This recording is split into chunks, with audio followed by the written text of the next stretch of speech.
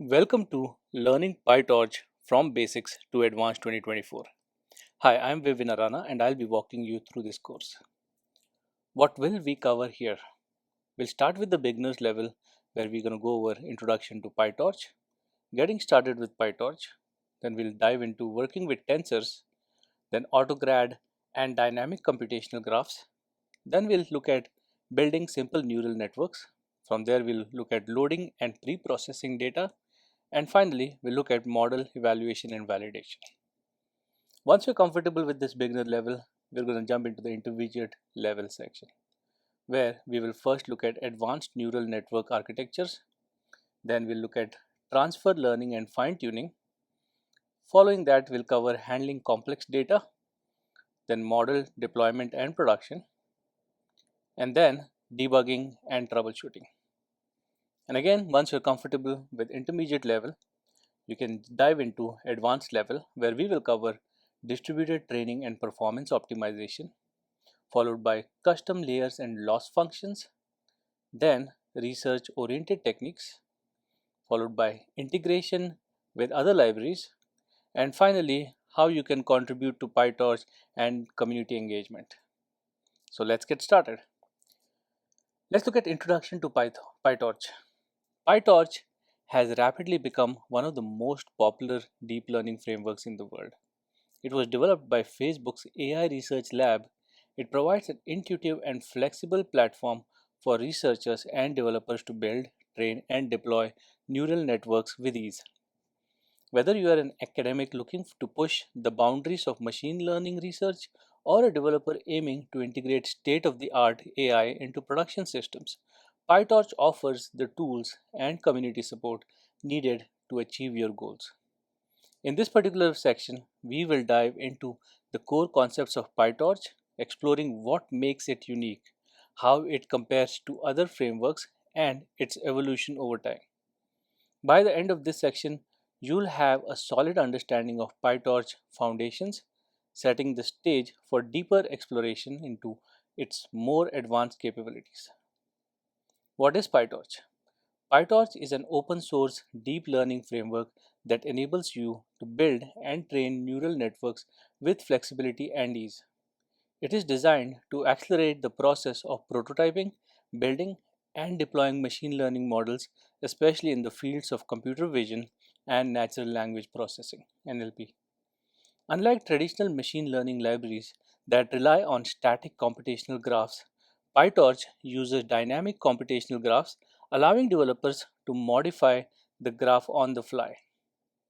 This makes it particularly suited for research purposes where experimentation and rapid iterations are key.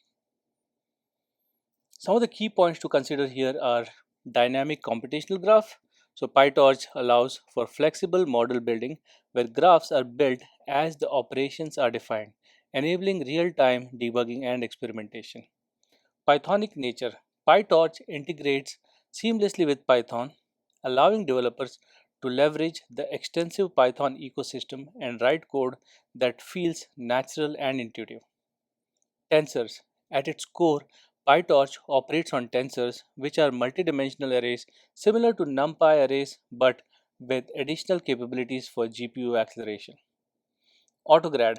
PyTorch's automatic differentiation engine, Autograd, enables efficient computations of gradients, which is essential for training deep learning modules using backpropagation. Let's look at the key features and advantages. PyTorch stands out in the crowded field of deep learning frameworks due to several key features and advantages that make it the preferred choice for many researchers and practitioners. First, dynamic versus static graphs. Dynamic graphs, unlike TensorFlow's static computational graph approach prior to TensorFlow 2.0, PyTorch's dynamic graphs are more flexible and easier to debug. This is particularly beneficial during the research phase where models are often changed frequently. Ease of use. PyTorch's design philosophy emphasizes simplicity and ease of use, making it accessible to beginners while still powerful enough for advanced users. Seamless integration with Python. Pythonic syntax. Python's syntax is intuitive. PyTorch's syntax is intuitive and closely mirrors standard Python code, reducing the learning curve and allowing for easy integration with Python libraries like NumPy and SciPy. Community support. PyTorch has a large and active community which contributes to a wealth of tutorials, documentation, and third party libraries that can accelerate development. GPU acceleration, efficient computation. PyTorch supports seamless execution of GPUs, significantly speeding up the training process of large models. With just a few lines of code, you can move your models and data to GPU, harnessing the power of modern hardware. Robust ecosystem. It has libraries and extensions. PyTorch offers a range of libraries and tools such as Torch Vision for computer vision, Torch Text for NLP, and Torch Serve for model deployment that make it a comprehensive framework for various applications. Research and production. PyTorch strikes a balance between being a research friendly platform and a robust production ready framework. This dual nature makes it versatile and widely adopted across academia and industry. Let's look at PyTorch versus other frameworks. Now, PyTorch is often compared to other deep learning frameworks, each with its strengths and trade offs. In this subsection, we'll compare PyTorch with TensorFlow, Keras, and other popular frameworks. Now, its comparison with TensorFlow. Graph construction. PyTorch uses dynamic graphs, allowing on the fly changes, while TensorFlow traditionally used static graphs, which can be less intuitive but offer optimization benefits. This was before 2.0, where it introduced eager execution to bridge this gap. Learning curve. PyTorch is often praised for its ease of use and intuitive syntax, making it more beginner friendly compared to the more complex TensorFlow. Community and ecosystem. TensorFlow has a larger ecosystem and more tools for production deployment, but PyTorch growing community and native integration with Python make it a strong contender. PyTorch versus Keras. Now, flexibility. Keras, being a high level API, is simpler and more abstract, which can be an advantage for quick prototyping but may limit flexibility. PyTorch, with its low level approach, offers more control over the model building process. Performance. PyTorch generally provides better performance, especially for research purposes, due to its fine grained control over computations. PyTorch versus other frameworks. MXNet. MXNet offers a blend of dynamic and static graphs but is less popular and lacks the extensive community support that PyTorch enjoys. Chainer. Chainer, like PyTorch, uses dynamic graphs but has a smaller community and ecosystem. Let's look at the history and development of PyTorch. Understanding the history of PyTorch provides insights into its design choices and why it has become so popular in the AI community. Origins. Now, developed by Facebook's AI research, which is FAIR, PyTorch was created by FAIR in 2016 as an evolution of the Torch library, which was primarily used in the Lua programming language. The shift to Python was motivated by the need for a more widely adopted and flexible language. Some of the key milestones in its history are PyTorch 1.0, which was in 2018, marked the merging of PyTorch and Cafe 2, bringing together the flexibility of PyTorch with the production capabilities of Cafe 2, marking PyTorch more suitable for both research and deployment. Growing adoption. Over the years, PyTorch has seen exponential growth in adoption, especially in academic research, due to its ease of use and dynamic nature. Recent developments. The introduction to PyTorch XLA for TPU support and the PyTorch Lightning library for simplifying model training has further solidified PyTorch's position as a leading framework. Community and ecosystem. Community contributions. PyTorch has a vibrant community that actively contributes to its development, leading to continuous improvements and the rapid addition of new tasks. Industry adoption. PyTorch's adoption in the industry has grown, with companies like Facebook, Microsoft, and Tesla using it in production environments. Getting started with PyTorch. So, before diving into deep learning models and complex neural networks, it's crucial to ensure you have PyTorch installed and ready to use in your development environment. In this section, we will guide you through the installation process of PyTorch using pip and conda, how to set up a robust development environment, and run your first PyTorch program. By the end of this section, you will have a functioning setup that allows you to start experimenting with the core features of PyTorch. So, installing via pip or conda. Installing PyTorch is straightforward process, and depending on your preference, you can either use pip, which is Python's package installer, or conda, the package and environment manager from Anaconda. Installing using pip. If you're using pip as your package manager, PyTorch can be installed by simply executing the following command in your terminal or command prompt, which is pip install torch, torch vision, and torch audio.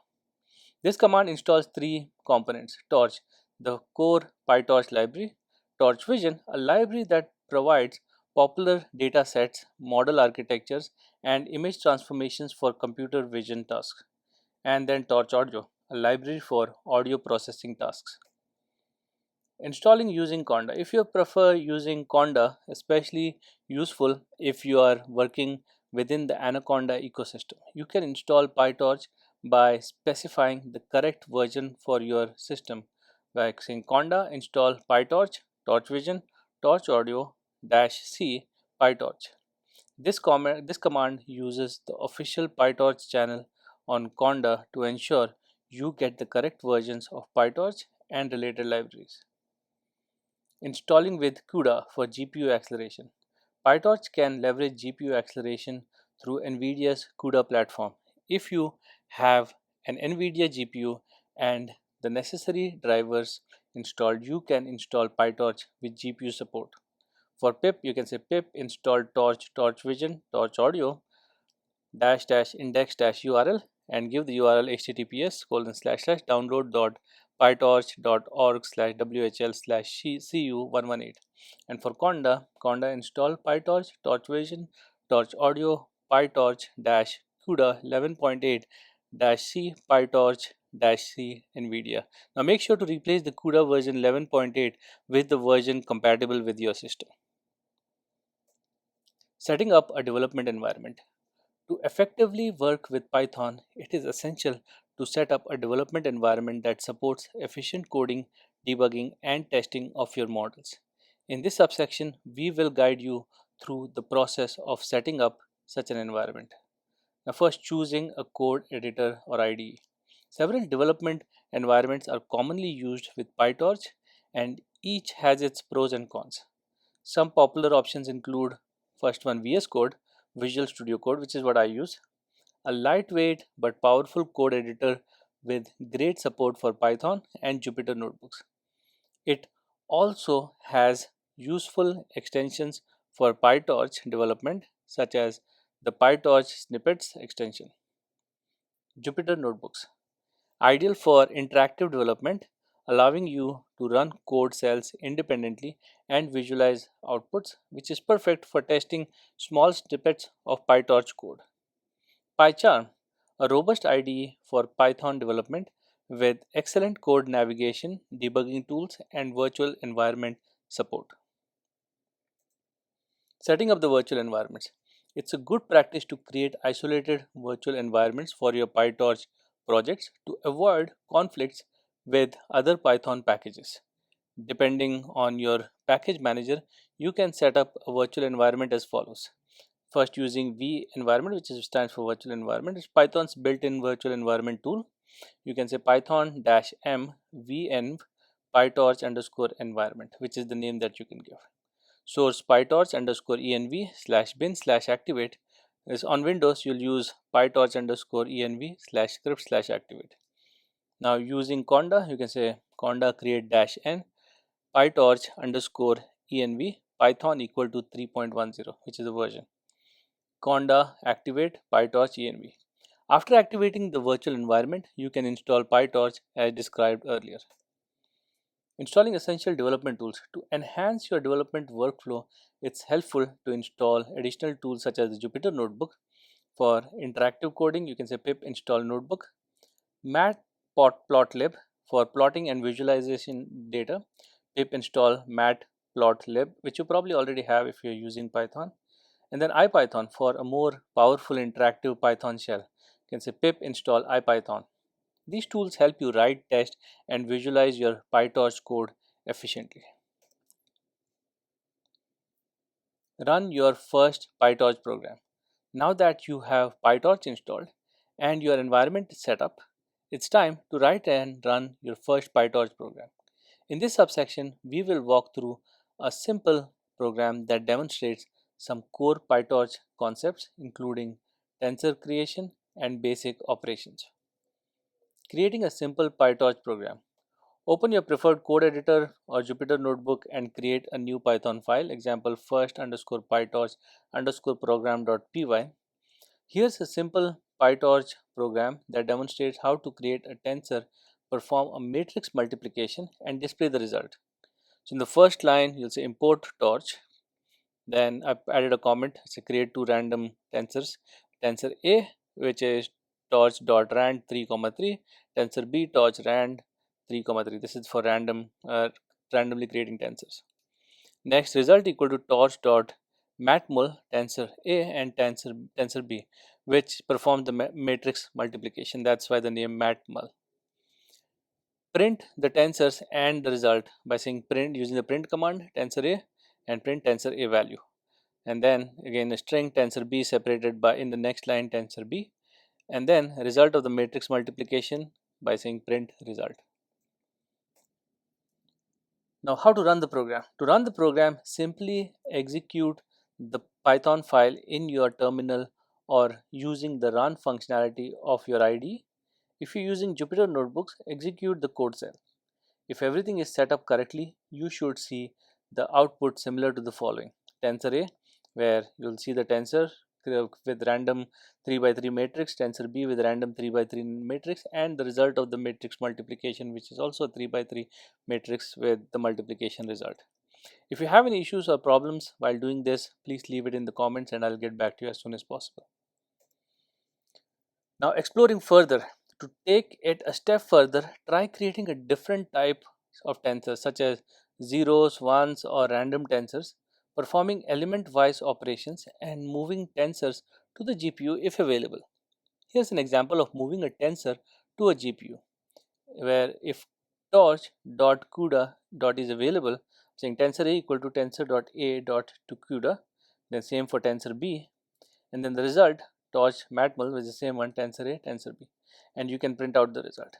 This will utilize the GPU for computations, which can significantly speed up training for larger models. So you can play with it just to see if it's available. Now working with tensors. Tensors are fundamental building blocks in PyTorch, much like arrays in NumPy, but with additional capabilities tailored for deep learning. Understanding how to work with tensors is crucial as they are used to represent inputs, outputs, weights, and everything in between in a neural network. In this section, we will dive deep into the concept of tensors, exploring their structure, how to create them, and the various operations you can perform on them. By the end of this section, you will have a strong grasp of how to manipulate tensors, which is essential for building and optimizing deep learning models. So understanding tensors, there's three things: rank, shape, and data type that we'll go over. Before diving into tensor creation and operations, it's important to understand the basic attributes of tensors, again, which are rank, shape, and data type. Rank, or also called as dimensionality, the definition of that is the rank of a tensor refers to the number of dimensions it has. For example, a scalar is a tensor with rank 0. A vector is a rank 1, a matrix is a rank 2, and so on. So here is an example. Rank 0 is a scalar, which is 3. Rank 1, which is a vector, which is an array of 1, 2, 3. And rank 2, which is a matrix, example, a array of arrays 1, 2, 3, and 4, 5, 6. Higher ranks. Tensors can have higher ranks, which is 3D, 4D, etc., depending on the application. Example, 3D tensors for RGB images, 4D tensors for batches of images. Shape. The shape of a tensor is a tuple that gives the size of each dimension. For example, a 2D tensor with a shape 3, 4 represents a matrix with 3 rows and 4 columns. Example, a tensor with shape 2, 3, 4 would have two matrices of shape 3, 4 stacked together. Data type. Tensors can store data of different types such as integers, floats, or booleans. The data type is important for precision and memory usage. Common data types are torch.float32, torch.int64, and torch.bool. Here's an example. A tensor with d type equal to torch float32 would store 32-bit floating point numbers. Understanding these attributes is crucial because they determine how tensors are stored in memory and how operations are applied to them. Creating tensors from data. Tensors can be created in various ways depending on the data you have and the requirements of your model. In this subsection, we will cover the most common methods to create tensors. Creating tensors from lists or arrays. From list, let's see how we can do this. You can easily convert Python list or the nested list into PyTorch tensors using the torch.tensor function. Here's an example. Import torch and then you can say tensors from list variable which say stores torch.tensor from an array 1, 2, 3 or from a list. From NumPy arrays. Tensors can also be created from NumPy arrays, which is useful if you are transitioning from a NumPy based code base. Here is an example where I am importing the NumPy library first as np and then NumPy array equal to np.array where I am adding an array of arrays 1, 2, 3 and 4, 5, 6 into a bigger array. So it's a matrix. Now tensor from NumPy equal to torch.tensor NumPy array. Creating tensors with specific values, zeros and ones. PyTorch provides a function to create a tensors filled with zeros or ones, which are often used for initialization purposes. Here is an example. You have a variable tensor zeros where I am assigning torch.zeros 3 by 3. So it creates a 3 by 3 tensor and assigns it to zeros. And then I have tensor ones, which is torch.ones with a 2 by 2. Random tensors. Random tensors are commonly used for initializing weights in neural networks. Example, random tensor equal to torch.rand 4, 4, where uniform distribution between 0 and 1. Normal tensor torch.randn 4, 4, where is normal distribution with a mean 0 and a variance of 1. Specifying data types and devices. For data type, where when creating a tensor, you can specify its data type using the dtype argument. Here is an example. Float tensor equal to torch.tensor 1.0, 2.0, 3.0 and the second attribute is the data type where dtype equal to torch.float32. Device or GPU/CPU. Tensors can be created directly on a GPU if available, which is crucial for performance in deep learning tasks. GPU tensor equal to torch.tensor where I create the item 1, 2, 3 and then I'm just saying device equal to CUDA. Tensor operations, arithmetic, indexing and slicing. Once tensors are created, various operations can be performed on them. This subsection covers the basic of arithmetic operations, indexing and slicing, which are essential for manipulating and extracting data from tensors. Let's look at arithmetic operations. Element-wise operations. PyTorch supports element-wise arithmetic operations such as addition, subtraction, multiplication, and division. Here is an example: tensor A equal to torch.tensor 1 to 3 and tensor B equal to torch.tensor 4, 5, 6. Now sum of this tensor equal to tensor underscore A plus tensor underscore B, which is element-wise addition.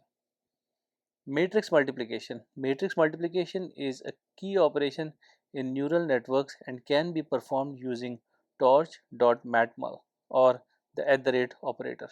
Here is an example. Matrix A equal to torch.tensor 1, 2 and 3, 4. Matrix B equal to torch.tensor 5, 6 and 7, 8.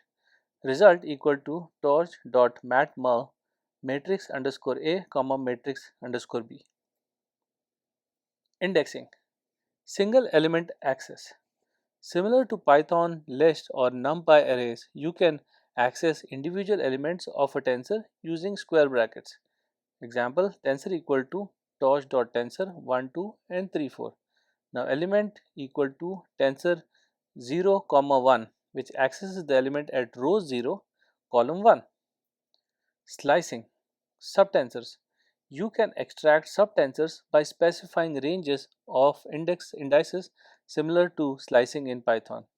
So if you have a tensor torch.tensor 1, 2, 3, 4, 5, 6 and 7, 8, 9, 3 different lists, subtensor equal to tensor, I'm saying colon, comma 1 colon 3, which extract columns 1 and 2 from all rows. Advanced indexing. PyTorch also supports advanced indexing, such as selecting specific rows or columns using lists of indices. Example: saying tensor torch.tensor 1, 2, 3, 4 and 5, 6. Now selected rows equal to tensor 0, 2 and colon. Select the first and the last row in this particular case because I am saying 0 and 2. Broadcasting and in-place operations. In this subsection, we'll explore more advanced tensor operations, including broadcasting, which allows for efficient computation with tensors of different shapes, and in-place operations, which modify tensors without creating new ones. Let's look at broadcasting. Broadcasting is a technique used by PyTorch to perform operations on tensors of different shapes.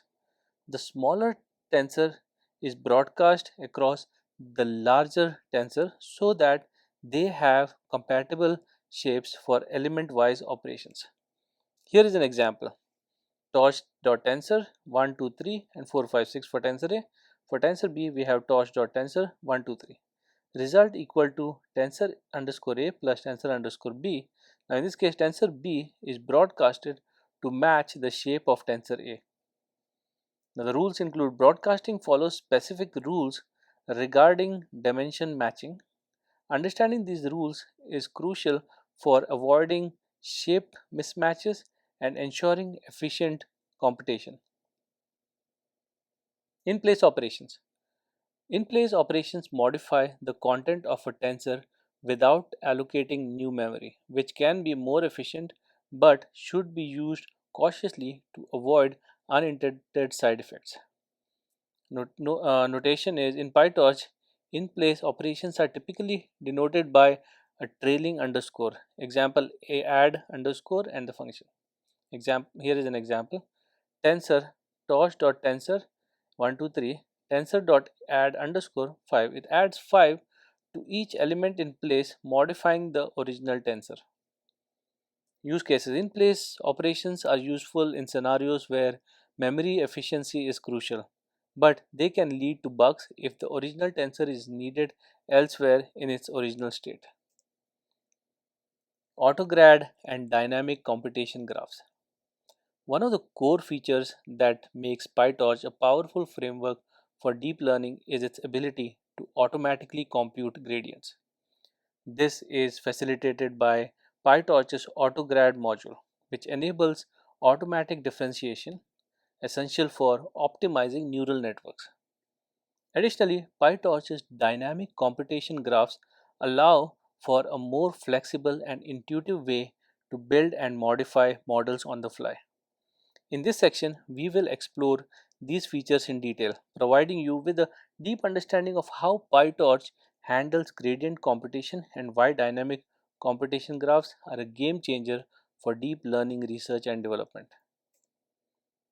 Let's go over the introduction of Autograd. The Autograd module is at the heart of PyTorch's capability to automatically compute gradients for tensor operations. Gradients are essential in the optimization of neural networks as they provide the necessary information to update model parameters during training. What is Autograd?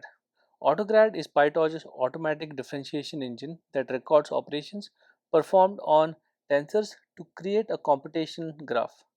This graph is used to calculate gradients during backpropagation. What is the importance of it? Gradients are used to optimize the loss function, guiding the model in the right direction during training. How Autograd works? First, using computation graph. When you perform operations on tensors, PyTorch dynamically constructs a computation graph that tracks the dependencies between tensors. The backward pass. During the backward pass, Autograd traverses this graph to compute gradients for each tensor involved in the operations. Key concepts requires grad. By default, PyTorch does not compute gradients for tensors. To enable gradient computation, you must set requires grad to true when creating a tensor. Here is an example where I am saying x equal to torch.tensor 1.0, 2.0, 3.0, and in the second attribute I am saying requires grad equal to true. Gradients. Once gradients are computed, they are stored in the .grad attribute of the tensor. Automatic differentiation with torch.autograd. In this video, we will delve deeper into how to use the torch.autograd module to perform automatic differentiation, which is essential for training deep learning models. Computing gradients. Backward method. After performing some operations on a tensor, you can compute the gradient by calling the backward method on the result. Here is an example, y equal to x times 2, which is an example operation. Then y dot sum dot backward, which computes gradients, print x dot grad, which will output the gradients in there. Now the gradient accumulation. Gradients are accumulated into the dot grad attribute by default, which means that calling backward multiple times without resetting gradients can lead to incorrect results. You can reset gradients using 0 underscore grad function. Gradient descent. For optimization, the gradients computed by Autograd are used to update model parameters using an optimization algorithm such as gradient descent. Here is an example with torch.noGrad function x minus equal to learning rate times x dot grad. Detecting tensors.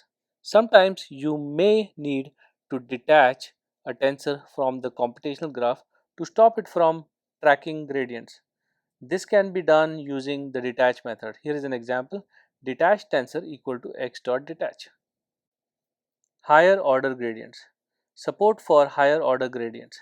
PyTorch also supports higher order gradients which are necessary for certain advanced techniques like meta learning. Example is x equal to torch.tensor 1.0, 2.0, 3.0 requires grad equal to true, and I am saying y equal to x star star 2 grad outputs equal to torch dot once underscore like function with parameter x, gradients equal to torch dot autograd grad, parameters are y, x, grad outputs equal to grad outputs, and create graph equal to true.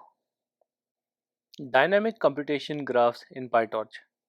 One of the key differences between PyTorch and other deep learning frameworks like TensorFlow pre 2.0 is the use of dynamic computational graphs. This subsection explores how these graphs work and why they are advantageous. What are dynamic computation graphs? Dynamic computation graphs, also known as defined by run graphs, are built on the fly as operations are executed. Unlike static graphs, which are defined before running the model, dynamic graphs allow you to modify the graph structure during runtime. Flexibility. This feature provides greater flexibility, especially in research and experimentation, where model architectures may need to be adjusted frequently. What are the advantages of dynamic computational graph? First one, ease of use. The define by run approach makes the code more intuitive and closer to standard Python code, reducing the learning curve for new users. Debugging. Dynamic graphs are easier to debug because they are built step by step, allowing for the use of standard Python debugging tools. Conditionals and loops. PyTorch's dynamic graphs support conditionals and loops naturally, making it easier to implement complex model architectures such as RNNs and recursive models. Practical example of dynamic graphs.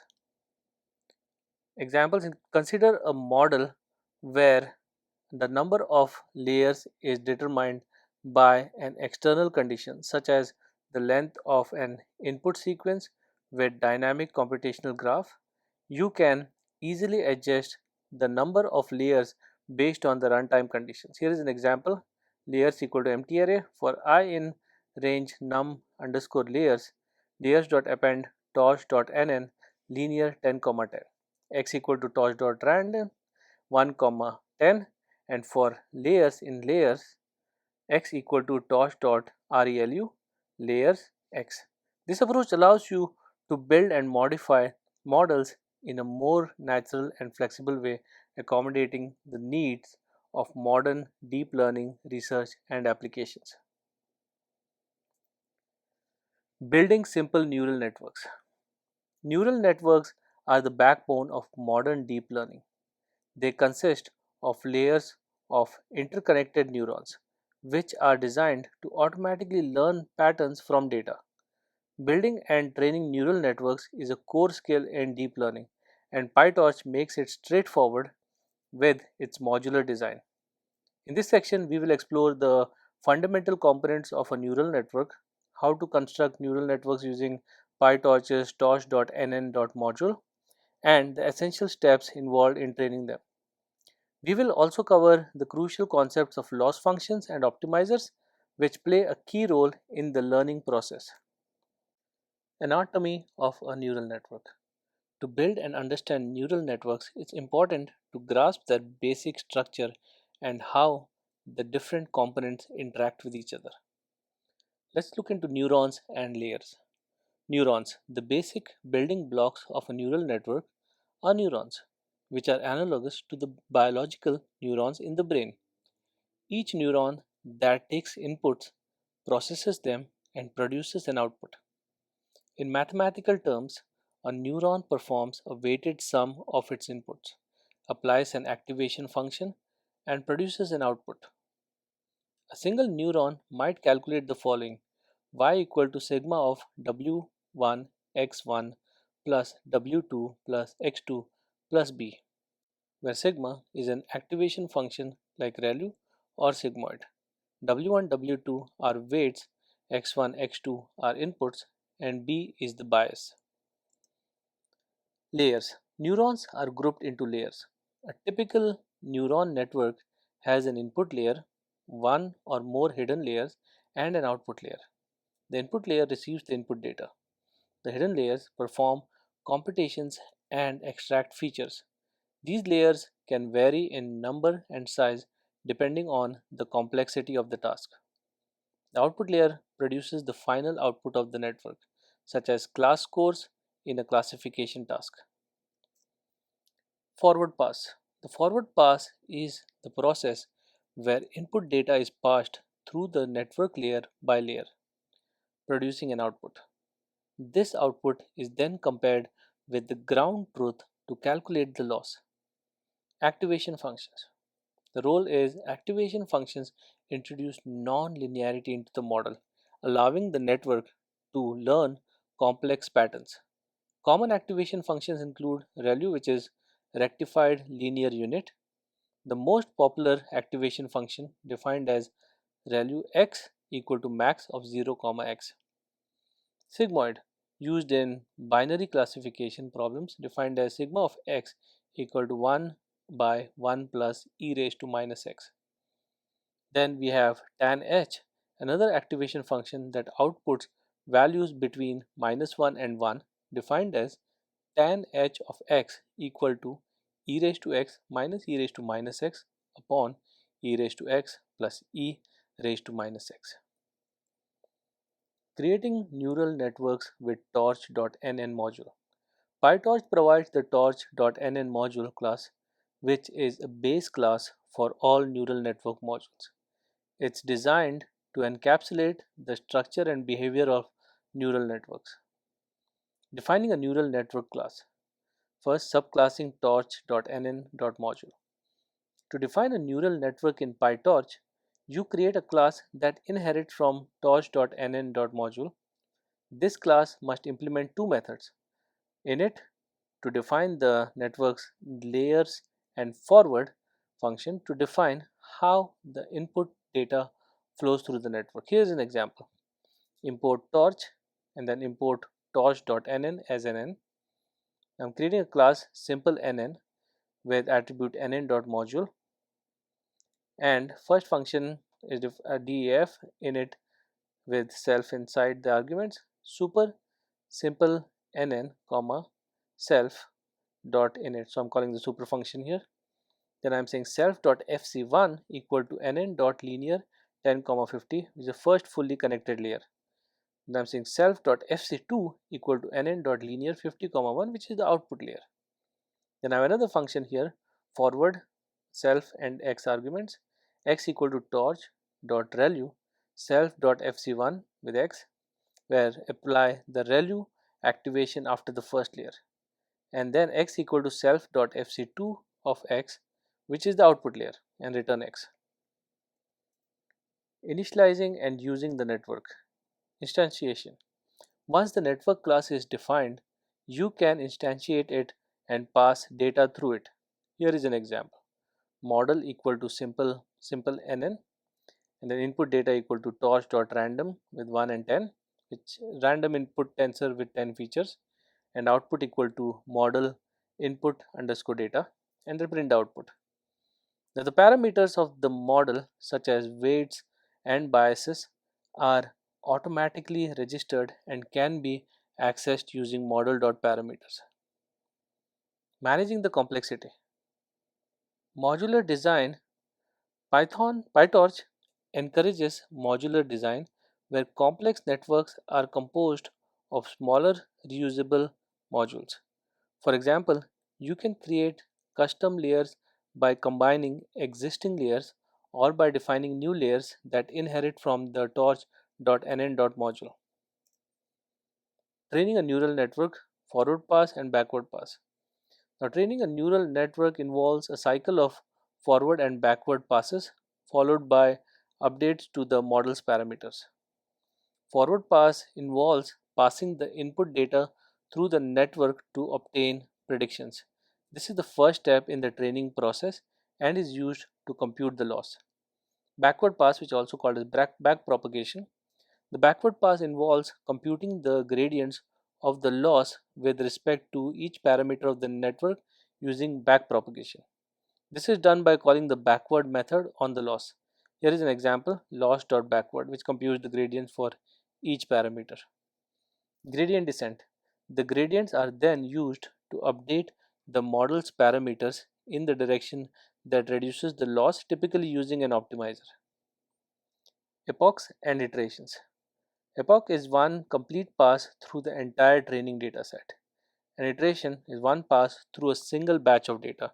The number of iterations per epoch depends on the batch size and the size of the dataset. Loss functions and optimizers in PyTorch.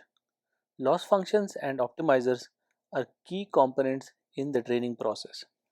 The loss function quantifies how well the model's predictions match the target values, while the optimizer updates the model's parameters to minimize this loss. Loss function. A loss function measures the difference between the network's predictions and the actual targets. PyTorch provides several loss functions for different types of tasks.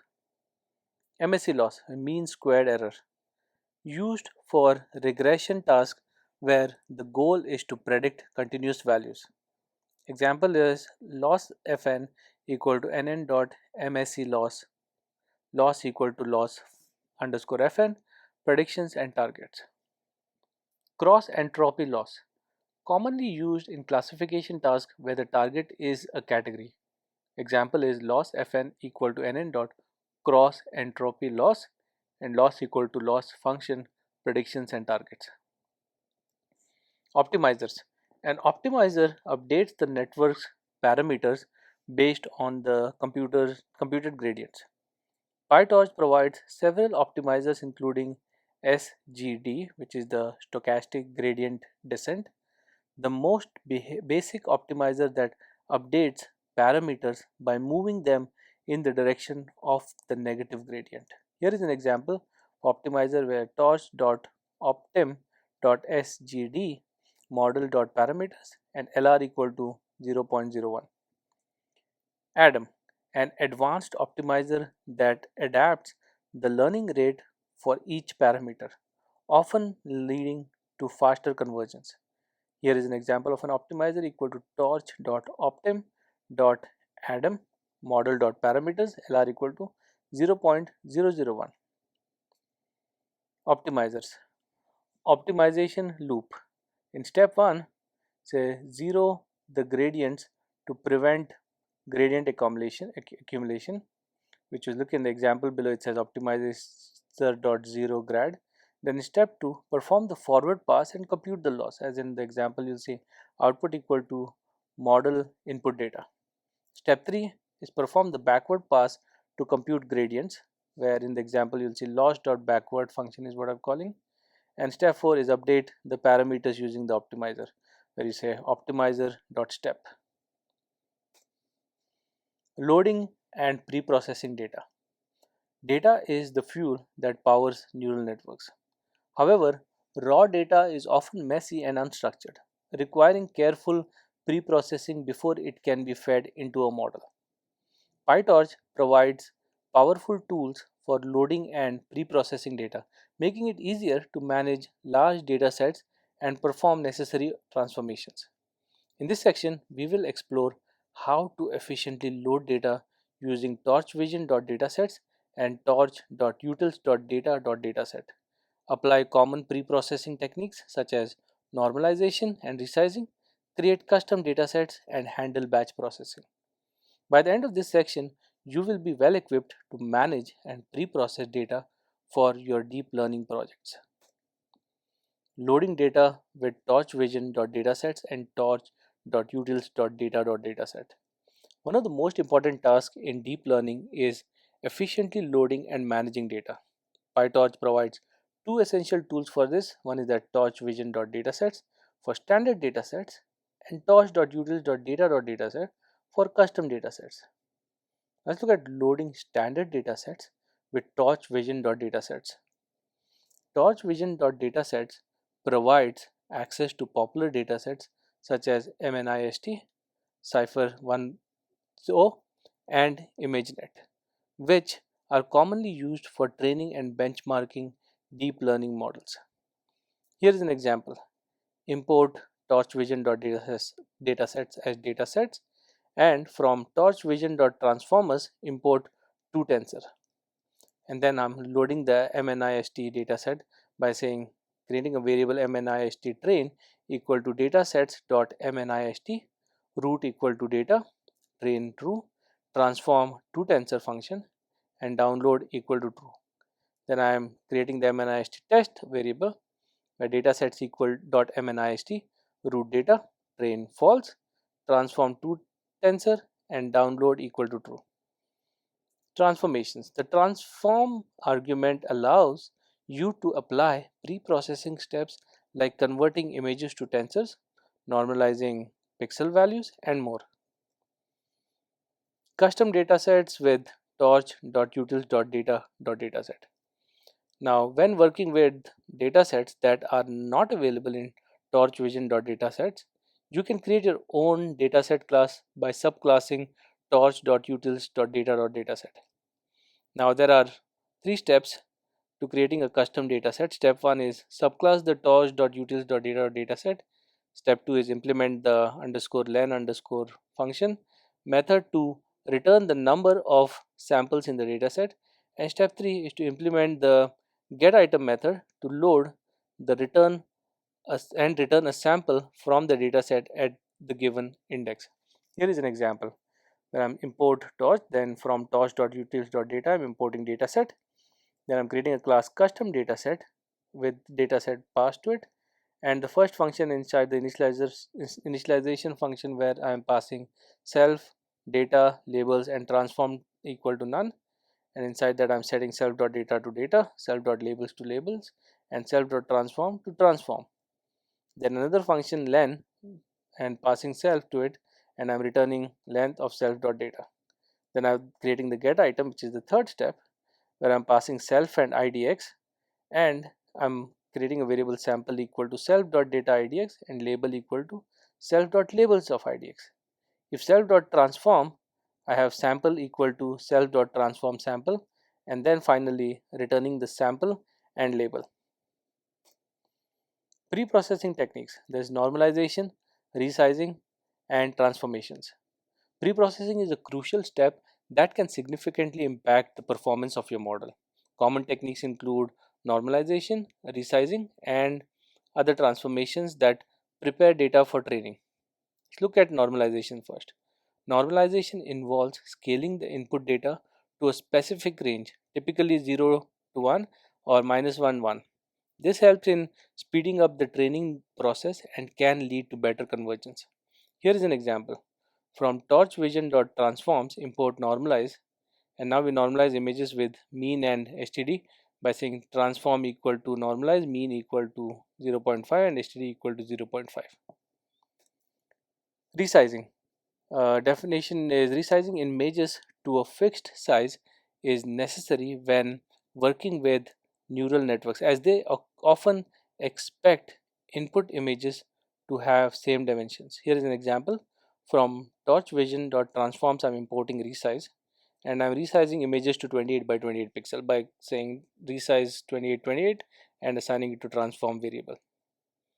Transformations. PyTorch torchvision.transforms module provides a variety of transformations that can be applied to images, including random cropping, flipping, rotation, and more. Here is an example. From torchvision.transform, I'm importing compose, random horizontal flip, and two tensor. Now I'm composing a multiple transformations here by calling the compose function and assigning it to transform, where inside that I'm saying resize 28 by 28, random horizontal flip function, and two tensor function. Custom data sets and data loaders. When working with data sets that are not pre-processed or require custom handling, you can create custom data sets and data loaders. Custom dataset implementation. First, data organization. Custom datasets often involve loading data from various sources such as images, text files, or even databases. Organizing and handling these data efficiently is key. First, import OS. From PIL, import the image, and I'm creating a class image dataset here with passing the dataset, and I'm creating first function initialization, which is passing self image directory and transform equal to none. I'm setting the self.image directory equal to image directory, self equal to image dot file names equal to os dot list directory image directory, self dot transform equal to transform. Then I'm creating the length function with self in passed to it, and I'm returning length of self dot image file names. Then finally the get item function with self and idx, where image name equal to os dot path dot join self image directory self image file names with idx, image equal to image dot open image name, and if self dot transform image equal to self dot transform image, and return the image back. Data loaders. Data loaders are used to load data in batches, shuffle the data, and handle parallel data loading using multiple workers. Here is an example. From torch.utils.data import the data loader, and then create a data loader for the custom dataset. created a variable custom dataset and set image dataset image underscore dir equal to part2 images and transform equal to 2 tensor function. Then data loader equal to data loader function, custom data set that we created previously, batch underscore size equal to 32, shuffle true, and number of workers equal to 4. The advantages is using data loaders improves the efficiency of the training process, especially when working with large data sets. Batch processing and iterating over datasets. Batch processing is essential for training neural network efficiently, allowing models to process multiple samples at once. Batching with data loaders. Batching involves dividing the dataset into smaller, manageable chunks called batches. This reduces the computational load and allows for more stable training. Example is data loader equal to data loader and pass dataset batch size 24 and shuffle equal to true. Iterating over batches. Looping through data. In the training loop, you typically iterate over the dataset in batches. Each iteration processes one batch of data. Here is an example. For batch in data loader, inputs labels equal to batch. Forward pass, backward pass, and optimization steps go after that. Performance consideration. First one is data parallelism. If your system has multiple GPUs, you can leverage data parallelism to distribute batches across GPUs, speeding up the training process. Optimizing data loading. Using multiple workers in the data loader num underscore workers can significantly reduce the time spent on loading data as it allows for parallel data loading. Model evaluation and validation. Evaluating and validating a model is a critical step in the machine learning process, as it ensures that the model not only performs well on the training data but also generalizes to unseen data. This section covers the essential concepts and techniques needed to evaluate and validate machine learning models effectively. We'll explore various evaluation metrics such as accuracy, precision, and recall, discuss common validation techniques, and provide strategies for monitoring model performance during training. Additionally, we'll address how to handle overfitting and underfitting, two common challenges in model training. Understanding evaluation metrics, accuracy, precision, and recall. Evaluation metrics are used to quantify the performance of a model. Different metrics are suited for different types of problems, such as classification or regression. Accuracy. Accuracy is the ratio of correctly predicted instances to the total instances. It is commonly used metric for classification problems where the classes are balanced. Here is the formula. Accuracy equal to number of correct prediction divided by total number of predictions.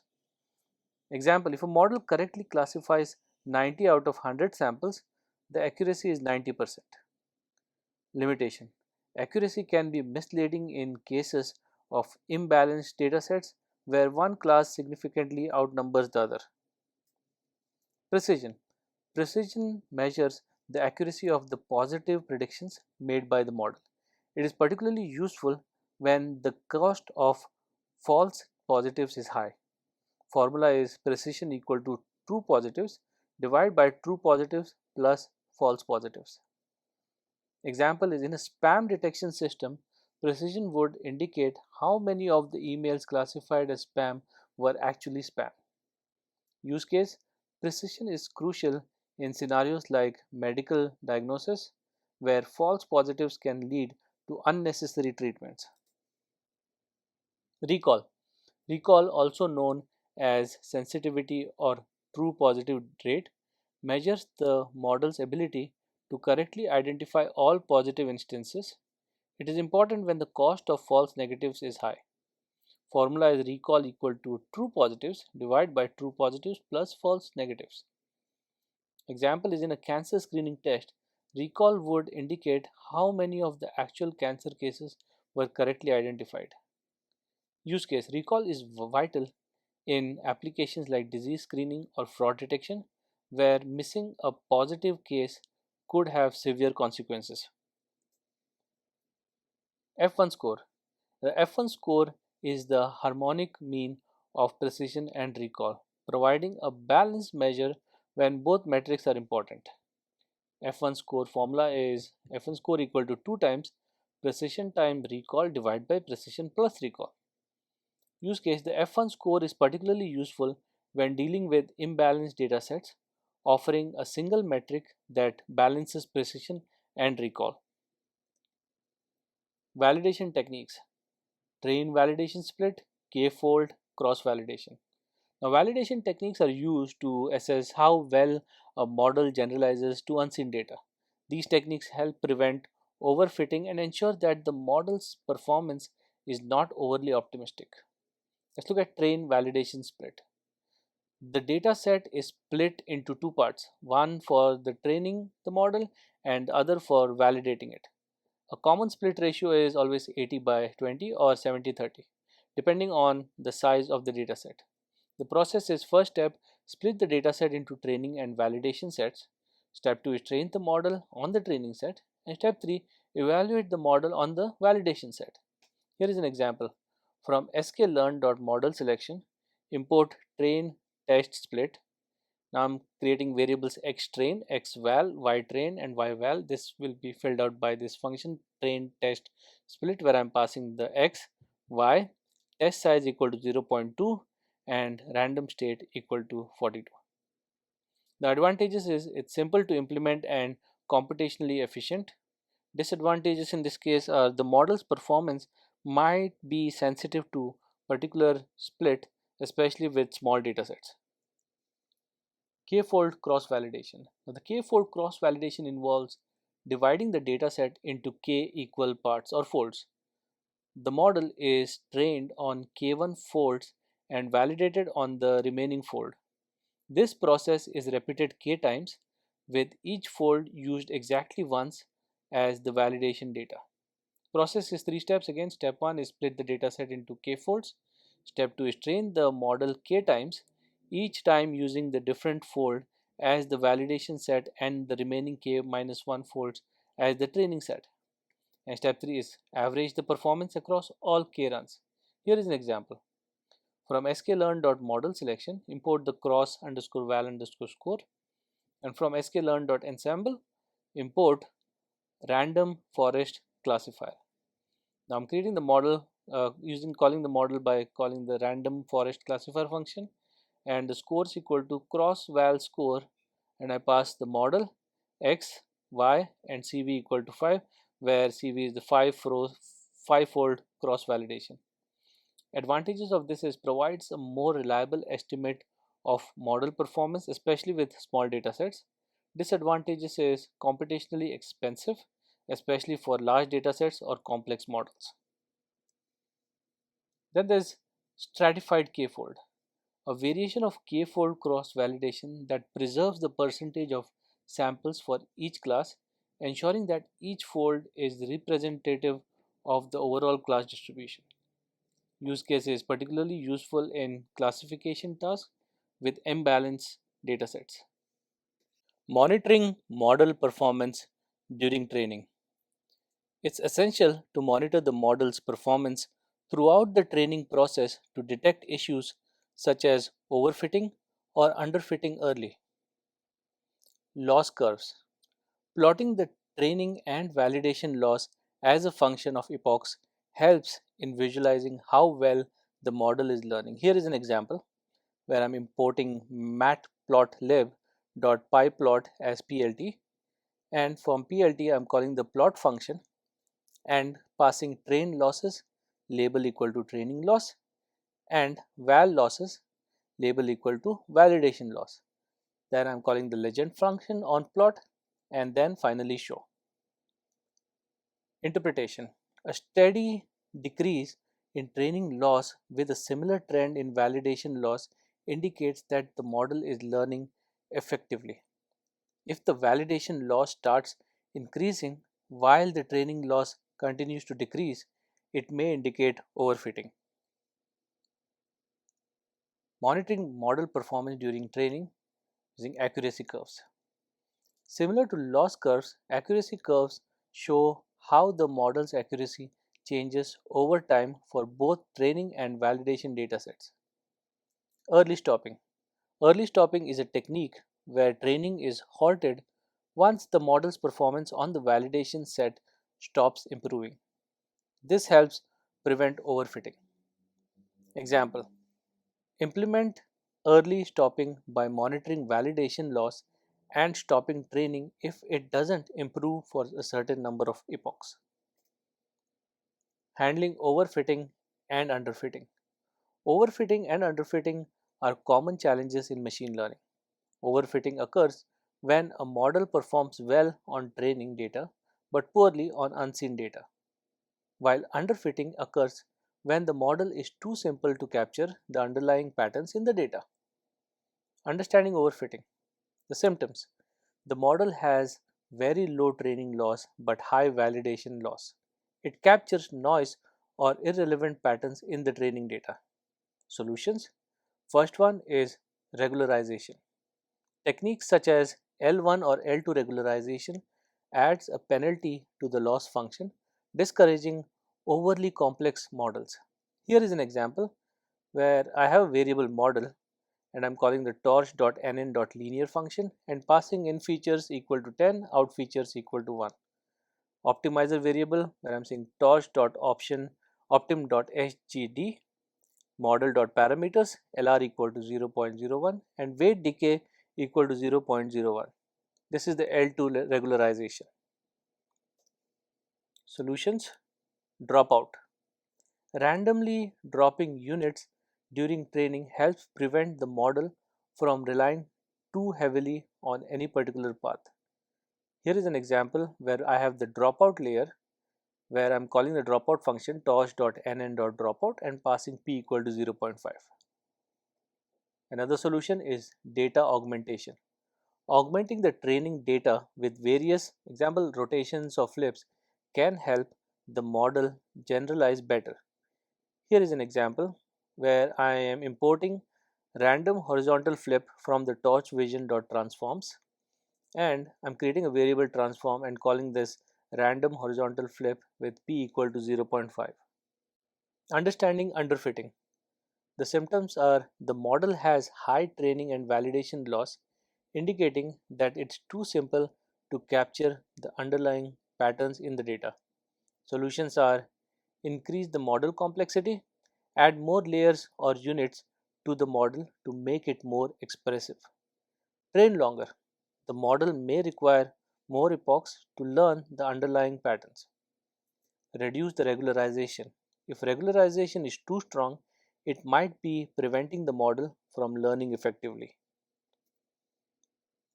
Advanced neural network architectures. As deep learning evolves, so do the architectures used to solve increasingly complex problems. Traditional feed-forward neural networks are often insufficient for tasks involving image recognition, sequential data, or natural language processing.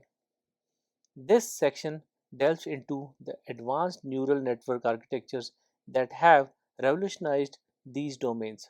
First one is the convolutional neural networks (CNNs) for image data, then recurrent neural networks, which is RNNs, and long short term memory networks, which is LSTMs, for sequential data, and transformer networks for tasks requiring attention mechanisms like language modeling.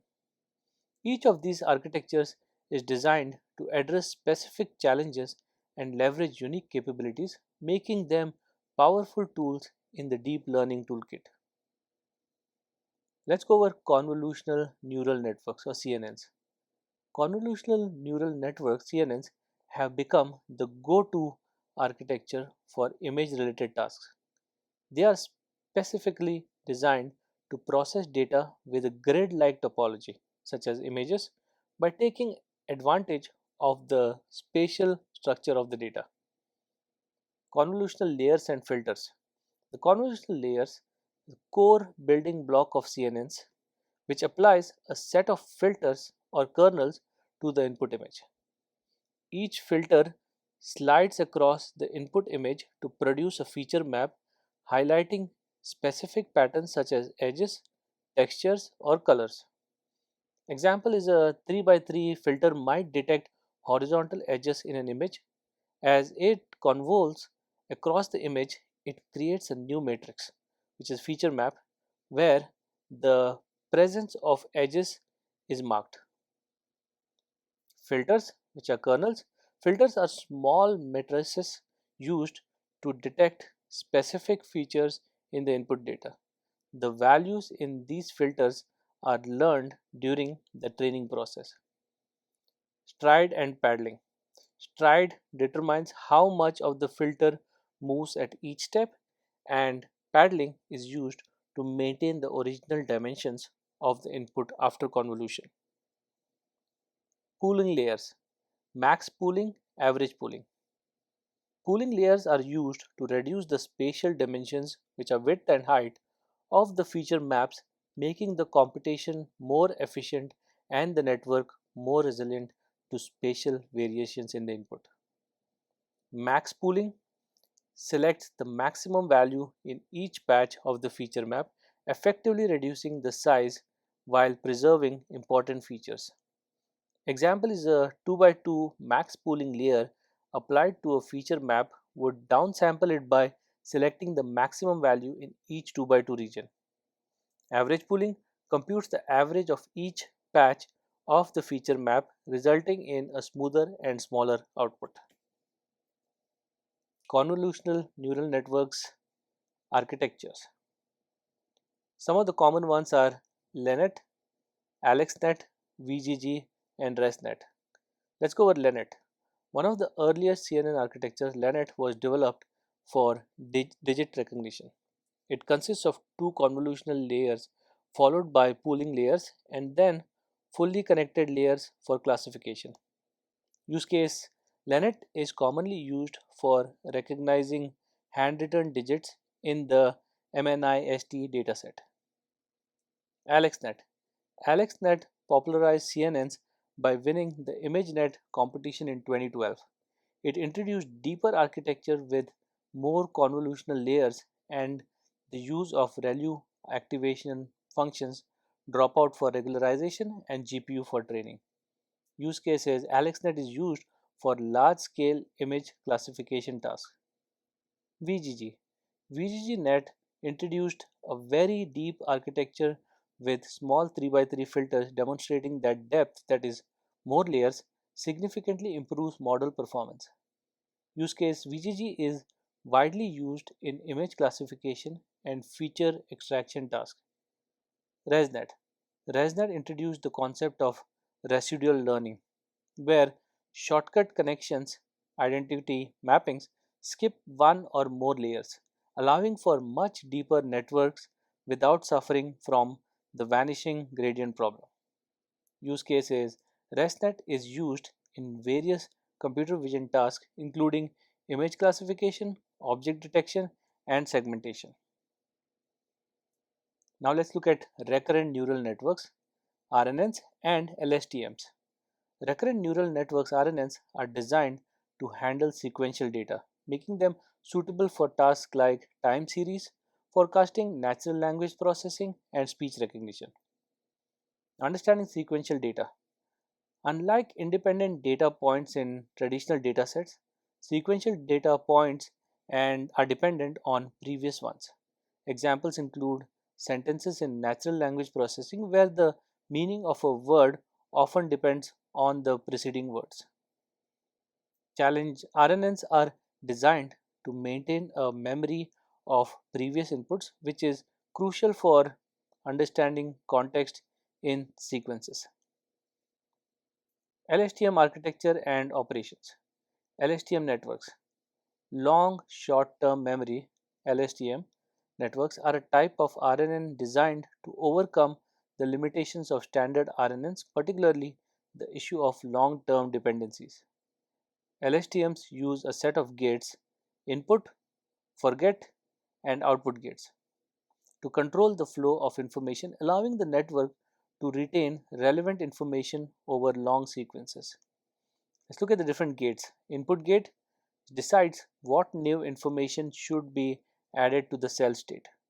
Forget gate, which decides what information should be removed from the cell state. And then there's output gate, which determines the output based on the cell state and input.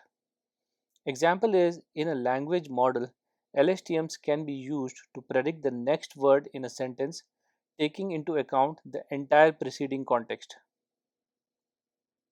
Applications in natural language processing and time series analysis. Natural language processing (NLP).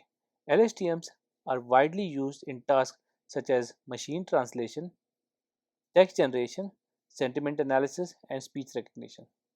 Example is in sentiment analysis, an LSTM can analyze the sentiment of a sentence by considering the entire sequence of words.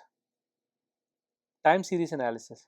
LSTMs are also effective in forecasting tasks such as predicting stock prices or weather conditions, where the future values depend on the past trends. Example, an LSTM can be trained to predict the next day's stock price based on previous prices. Transformer networks have revolutionized natural language processing by introducing a mechanism that allows the model to focus on specific parts of the input sequence, regardless of their position. Self attention mechanism. The self attention mechanism enables the model to weigh the importance of different words in a sentence when encoding a particular word. This allows the model to capture long range dependencies more effectively than RNNs or LSTMs. Example is in a translation model, the word blank in he went to the blank would have different meaning depending on the surrounding words, and self attention allows the model to consider these words appropriately. Scaled dot product attention. A common implementation of self attention where the attention scores are computed as the dot product of query and key vectors, scaled by the square root of the dimension. Transformer architecture. The transformer architecture consists of an encoder and a decoder, both of which are built from self attention and feed forward layers. The encoder processes the input sequence while the decoder generates the output sequence one element at a time. Multi-head attention. The transformer uses multiple self-attention heads to capture different types of relationships in the data. Positional encoding. Since transformers do not have a built-in mechanism to handle the order of elements in a sequence, positional encodings are added to input embeddings to inject sequence information. Example is the transformer architecture is the foundation of models like BERT, which is the bidirectional encoder representations from transformers, and GPT, which is generative pre-trained transformer, which are used for tasks ranging from text classification to text generation. Applications in natural language processing. Language modeling. Transformers are widely used in language modeling tasks where they generate coherent and contextually relevant text. Example is GPT-3, a transformer based model can generate human like text given a prompt, making it useful in content creation and chatbots. Machine translation. Transformers have set new benchmarks in machine translation tasks by efficiently capturing the context of the source language to generate accurate translations in the target language. Example is the transformer based model in Google Translate helps produce high quality translations by understanding the nuances of different languages. Transfer learning and fine tuning. Training deep learning models from scratch often requires vast amount of data and computational resources, which may not always be feasible. Transfer learning offers a solution by allowing you to leverage pre-trained models which have already learned useful features from large datasets. By transferring this knowledge to a new task, you can significantly reduce the time and data required to train a model. In this particular section, we will explore the concept of transfer learning, how to use pre-trained models from libraries like Torch Vision and Hugging Face transformers, and the strategies for fine-tuning models to suit domain-specific tasks. We will also discuss the differences between feature extraction and fine-tuning strategies. Introduction to transfer learning. Transfer learning is a powerful technique in deep learning where a model developed for one task is reused as the starting point for another task. This approach is particularly used when you have limited data for the new task but can access a model pre-trained on a large dataset. Concept of transfer learning. Transfer learning involves taking a model trained on a large dataset, example ImageNet for image classification, and adapting it to a new related task by either using it as a fixed feature extractor or fine-tuning it on the new dataset. Example is using a ResNet model pre-trained on ImageNet to classify medical images by fine-tuning the last few layers on a medical dataset. What are the benefits of transfer learning? First one is reduced training time. Since the model has already learned useful features, the training process is faster compared to training from scratch. Then there's improved performance. Transfer learning can lead to better performance on the target task, especially when the target dataset is small. And then there's lower data requirements. It allows effective model training even with limited label data. Now let's see how using pre-trained models for Torch Vision and Hugging Face transformers. The pre-trained models are readily available through popular libraries like Torch Vision for computer vision tasks and Hugging Face transformers for natural language processing. These models serve as a starting point for transfer learning. First, pre-trained models in Torch Vision.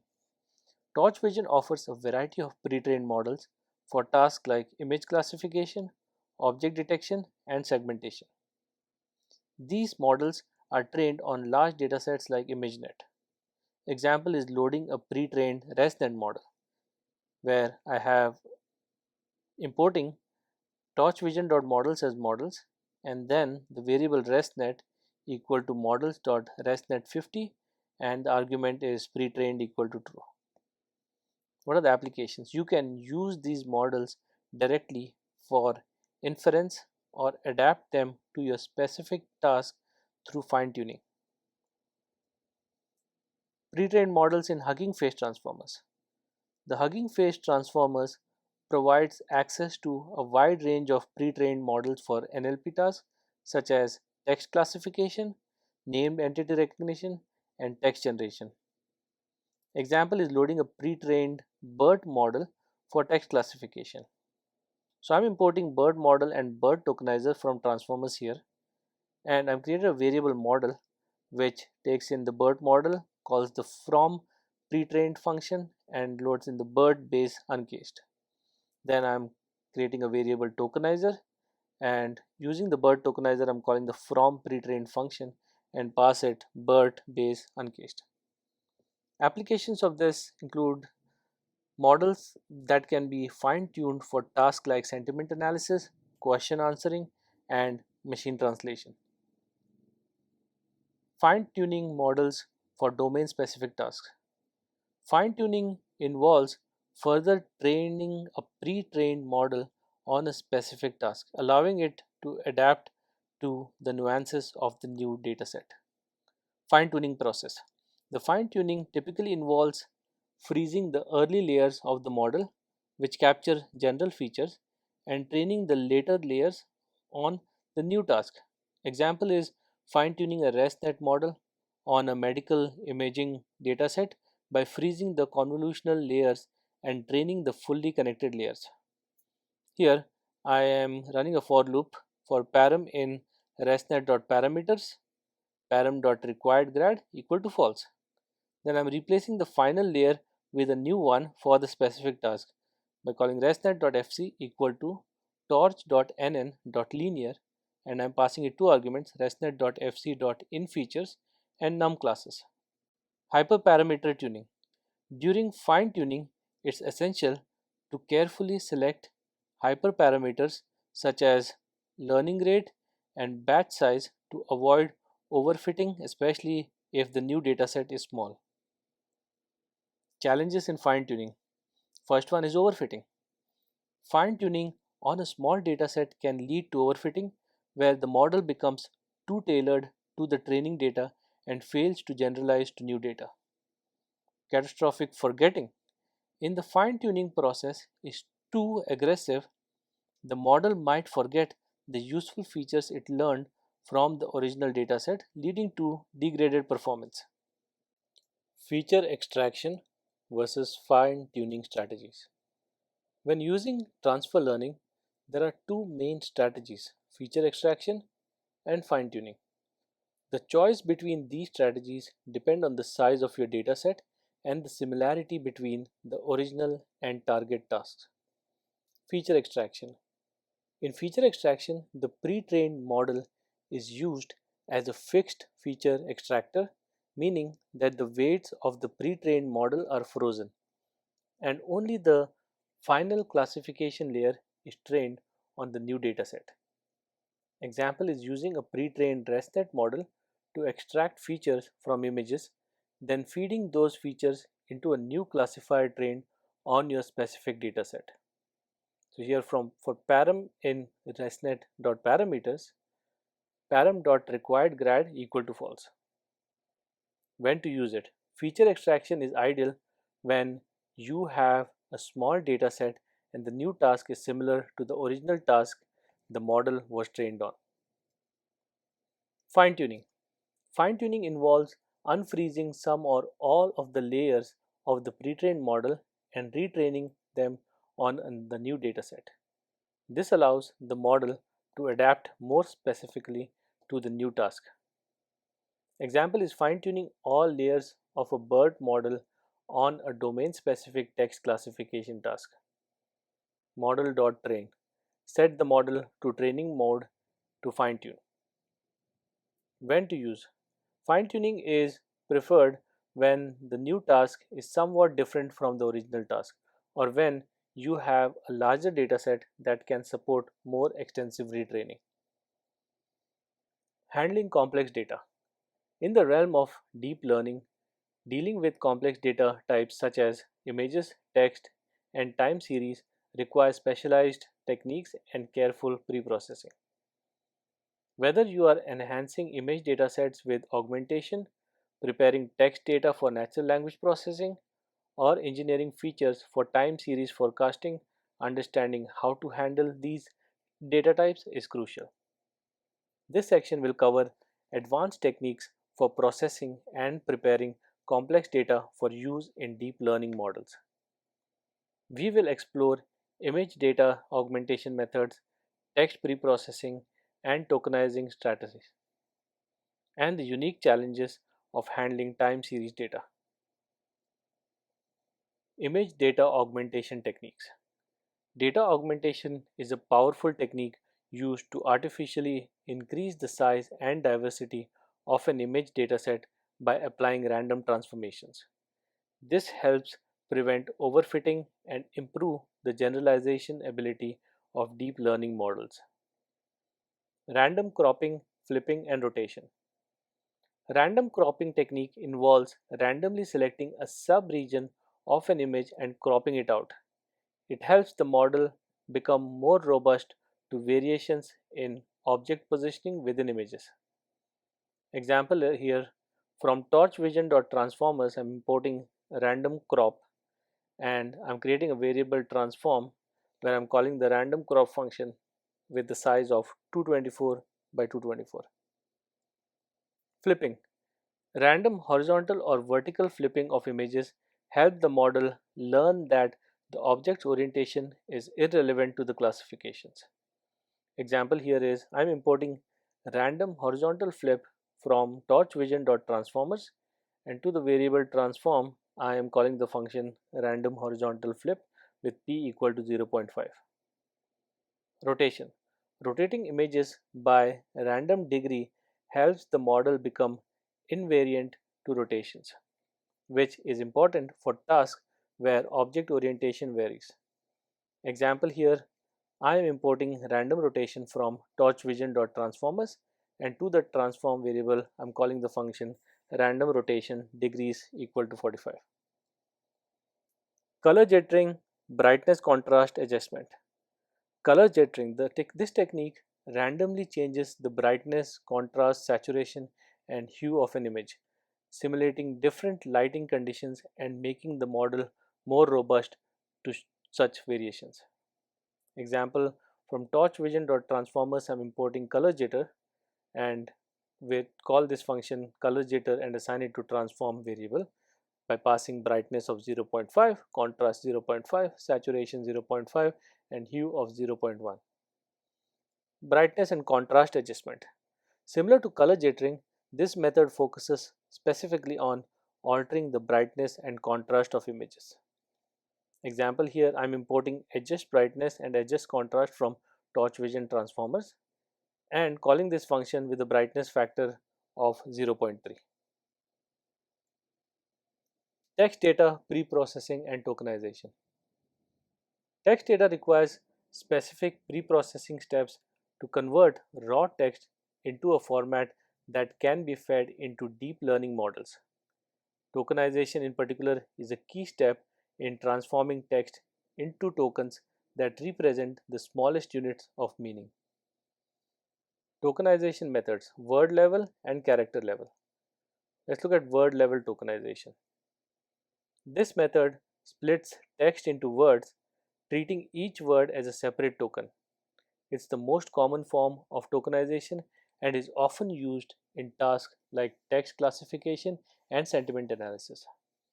Here is an example where I'm importing the word tokenize from nltk.tokenize, and to the variable tokens I'm calling the word tokenize function and passing it. This is an example sentence. Character level tokenization. This approach breaks text down into individual characters, making it useful for tasks like text generation or language modeling where finer granularity is required. Example is, I'm creating a tokens variable and calling the list and passing it. This is an example sentence. Handling sequence of variable lengths. First, by padding. Since neural networks requires inputs of the same length, shorter sequences are often padded with a special token, example zeros, to match the length of the longest sequence in the batch. Here in this example, I'm importing pad sequences from keras.preprocessing.sequence and calling the pad sequences with sequences max length is 100 and padding equal to post and assigning it to padded sequence variable. Truncation. If sequences are too long, they might be truncated to a maximum length to reduce computational load and prevent memory issues. Here is an example where I am calling the pad sequences with sequences max length 100 and truncating to post and assigning it to truncated sequences. Handling long sequences. For very long sequences, advanced techniques like attention mechanisms, as in transformers, can be used to focus on the most relevant parts of the sequence, reducing the need for padding or truncation. Time series data handling. Time series data presents unique challenges because of its sequential nature and temporal dependencies. Handling this type of data effectively is key for tasks like forecasting, anomaly detection, and temporal pattern recognition. Temporal convolutions and recurrent architecture. Temporal convolutions. Convolutional layers can be adapted to process time series data by applying filters over temporal windows capturing patterns over time. Example is temporal convolutional networks (TCNs) apply causal convolutions to ensure that the model doesn't violate the sequence order by incorporating future information. Recurrent architectures. Recurrent neural networks or RNNs and LSTM, which is long short term memory networks, are specifically designed for sequential data, maintaining a memory of past inputs through hidden states. Here is an example where I'm importing NN, importing torch.nn as NN And with the variable RNN, I'm assigning nn.lstm, where I'm passing input size of 10, hidden size 50, and number of layers equal to 2. Feature engineering for time series forecasting. Lag features. Lag features are created by shifting the time series data by one or more time steps, allowing the model to capture temporal dependencies. Example is creating a lagged version of a time series to predict the next value based on the previous values. Rolling statistics. Calculating rolling means, variances, and other statistics over a moving window helps in capturing trends and patterns over time. Example is data of rolling mean equal to data of value dot rolling window of 5 dot mean function. Seasonality and trends. Identifying the modeling seasonal patterns, example daily, weekly, monthly, and trends in the data is crucial for accurate forecasting. Example is decomposing a time series into its trend, seasonality, and residual components. Model deployment and production. Once a deep learning model is trained and evaluated, the next critical step is deploying it into production. Deployment involves not only saving and loading models but also ensuring they can efficiently serve predictions in real world applications. This section will guide you through the process of saving and loading models in PyTorch, serializing modules for deployment using Torch script and ONNX, serving models through popular frameworks like Flask, FastAPI, and AWS Lambda, and implementing strategies for model monitoring and versioning in production. By mastering these techniques, you'll be equipped to take your models from development to real world deployment with confidence. Saving and loading models with torch.save and torch.load.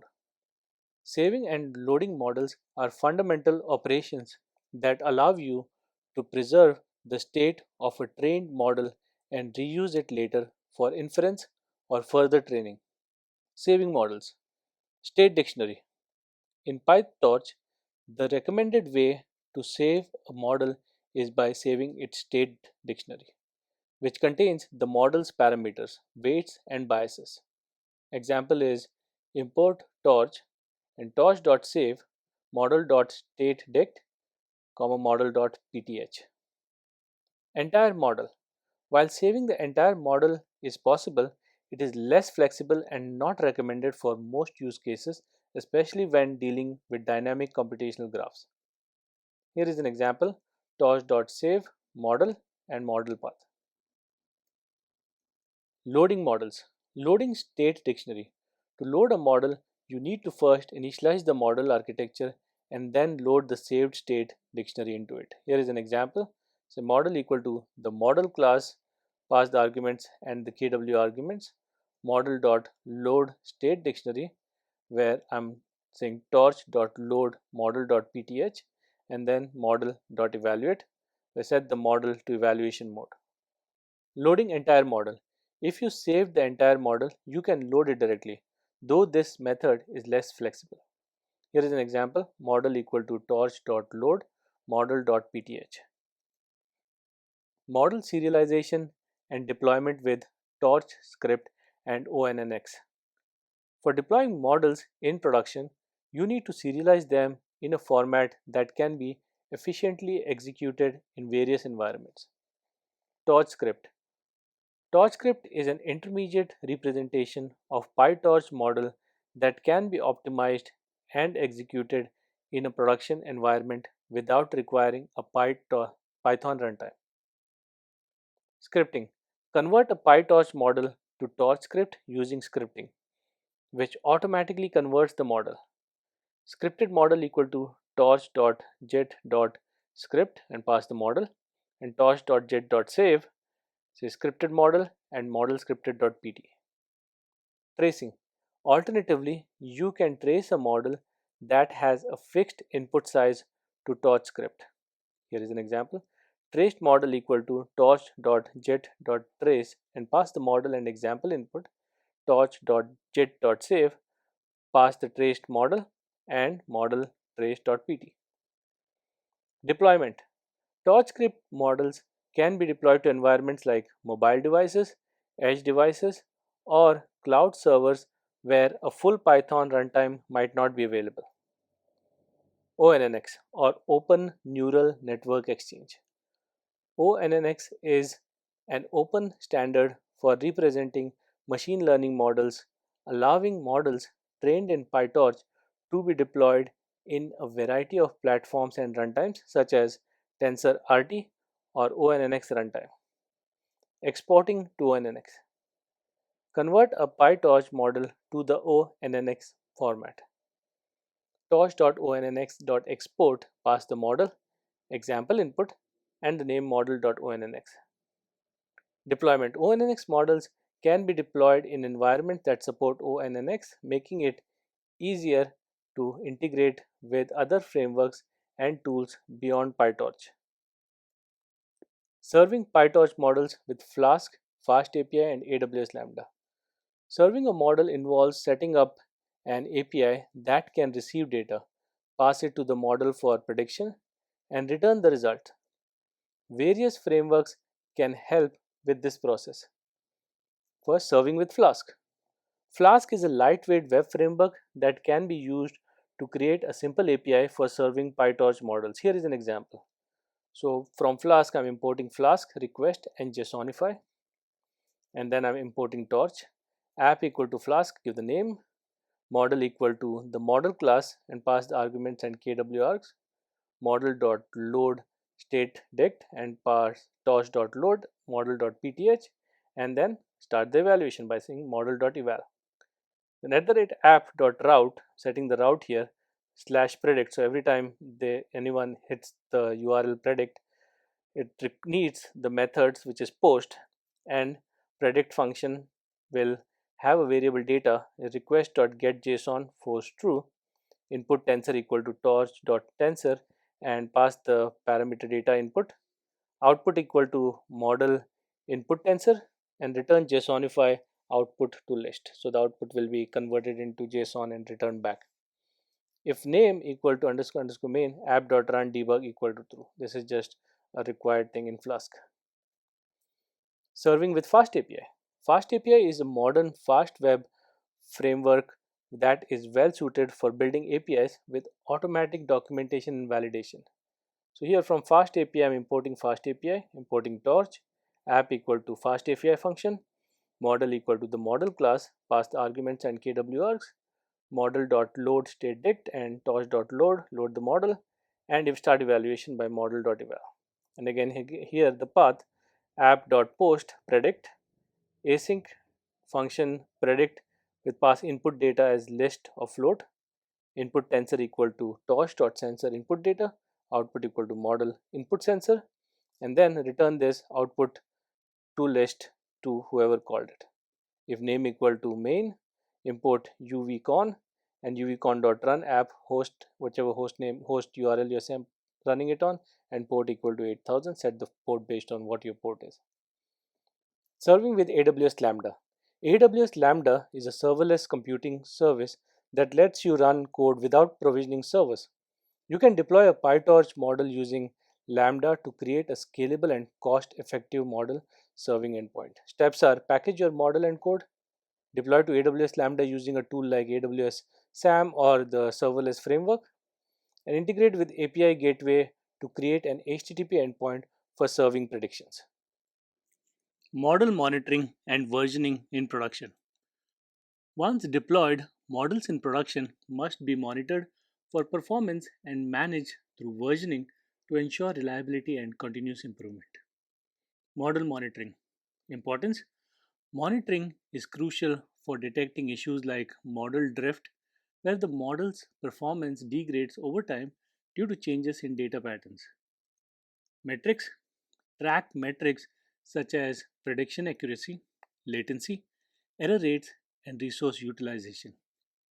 Tools: use monitoring tools like Prometheus, Grafana, or specialized AI monitoring platforms like Seldon or Neptune.ai to keep track of these metrics.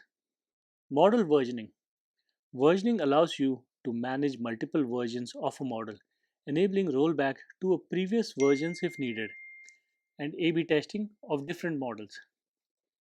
Techniques: use model registries and versioning tools like MLflow, DVC, which is Data Version Control, or AWS SageMaker Model Registry. Deployment strategy: implement canary deployments or blue green deployments to safely transition between model versions in production. Debugging and troubleshooting: even with well structured code, issues can arise during the development of deep learning models.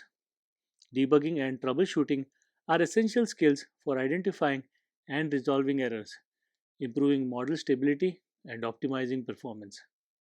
In this section, we will explore common errors and warnings in PyTorch, effective debugging techniques, strategies for handling numerical stability, issues like NANs and infinites, and tools for profiling and optimizing PyTorch code. By mastering these skills, you can ensure your models run smoothly and efficiently in both development and production environments. Understanding common PyTorch errors and warnings. PyTorch users often encounter various errors and warnings, especially when experimenting with complex models or data pipelines. Understanding these messages is crucial for quickly diagnosing and fixing issues. Common errors. First one, shape mismatch error. These errors occur when operations are performed on tensors with incompatible shapes. Common examples include trying to add tensors of different dimensions or incorrectly defining model layers. Here is an example of how the error looks like. Runtime error: the size of tensor a 10 must match the size of a tensor B 12 at non singleton dimension 0. Solution: check the shapes of the tensors involved using tensor.shape and ensure they are compatible for the intended operation. Type errors.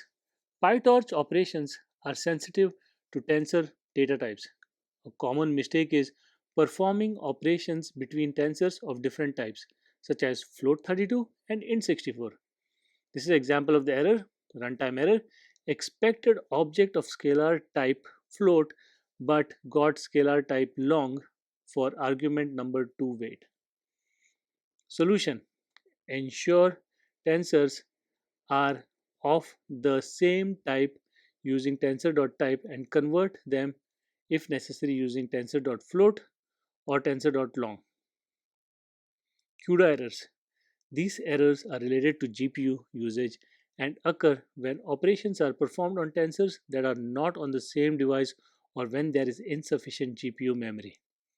Example is runtime error: CUDA out of memory. Tried to allocate 1 GB GPU 0 11 is to 11.17 GB, total capacity 8.51 GB already allocated. Solution: free up memory by deleting unnecessary variables with del, use smaller batch sizes, or move some tensors to the CPU using tensor.cpu. Common warnings. User warnings. PyTorch often issues warnings when it detects potentially problematic operations, such as using deprecated features or inefficient methods. Example: user warning: using a target size torch.size 10,1 that is different to the input size torch.size 10 is deprecated. Solution: pay attention to warnings and update your code to comply with the latest recommended practices. Deprecation warnings. These warnings inform you that a particular feature or function will be removed in a future version of PyTorch. Solution: replace the deprecated features with the modern equivalents as suggested in the warning message. Debugging techniques. Printing tensors using PyTorch debugger, which is PDB. Effective debugging techniques are essential for identifying and resolving issues in your code. Printing tensors. One of the simplest yet most effective debugging technique is printing the values and shapes of tensors at various points in your code. This helps verify that operations are producing the expected results. Here is an example: print f tensor shape tensor dot shape. Print at tensor values tensor. Inspecting gradients. You can also print the gradients of the tensors after the backward pass to ensure they are being computed correctly. Here is an example of how to print that. Print gradients tensor.grad. Using PyTorch debugger, which is PDB. PyTorch can be debugged using Python's built-in PDB debugger, which allows you to set breakpoints, step through code, and inspect variables. Setting a breakpoint. Import PDB set trace at the point where you want to start debugging. The execution will pause, allowing you to inspect the environment.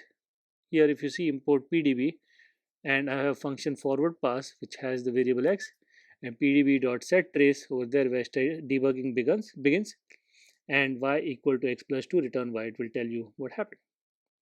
Common commands are n, which is next, execute the next line of code while debugging. C, continue execution until the next breakpoint. Q is quit, exit the debugger. And P, variable name, prints the value of the variable. Handling numerical stability issues, NaN, which are not in numbers, and infinites.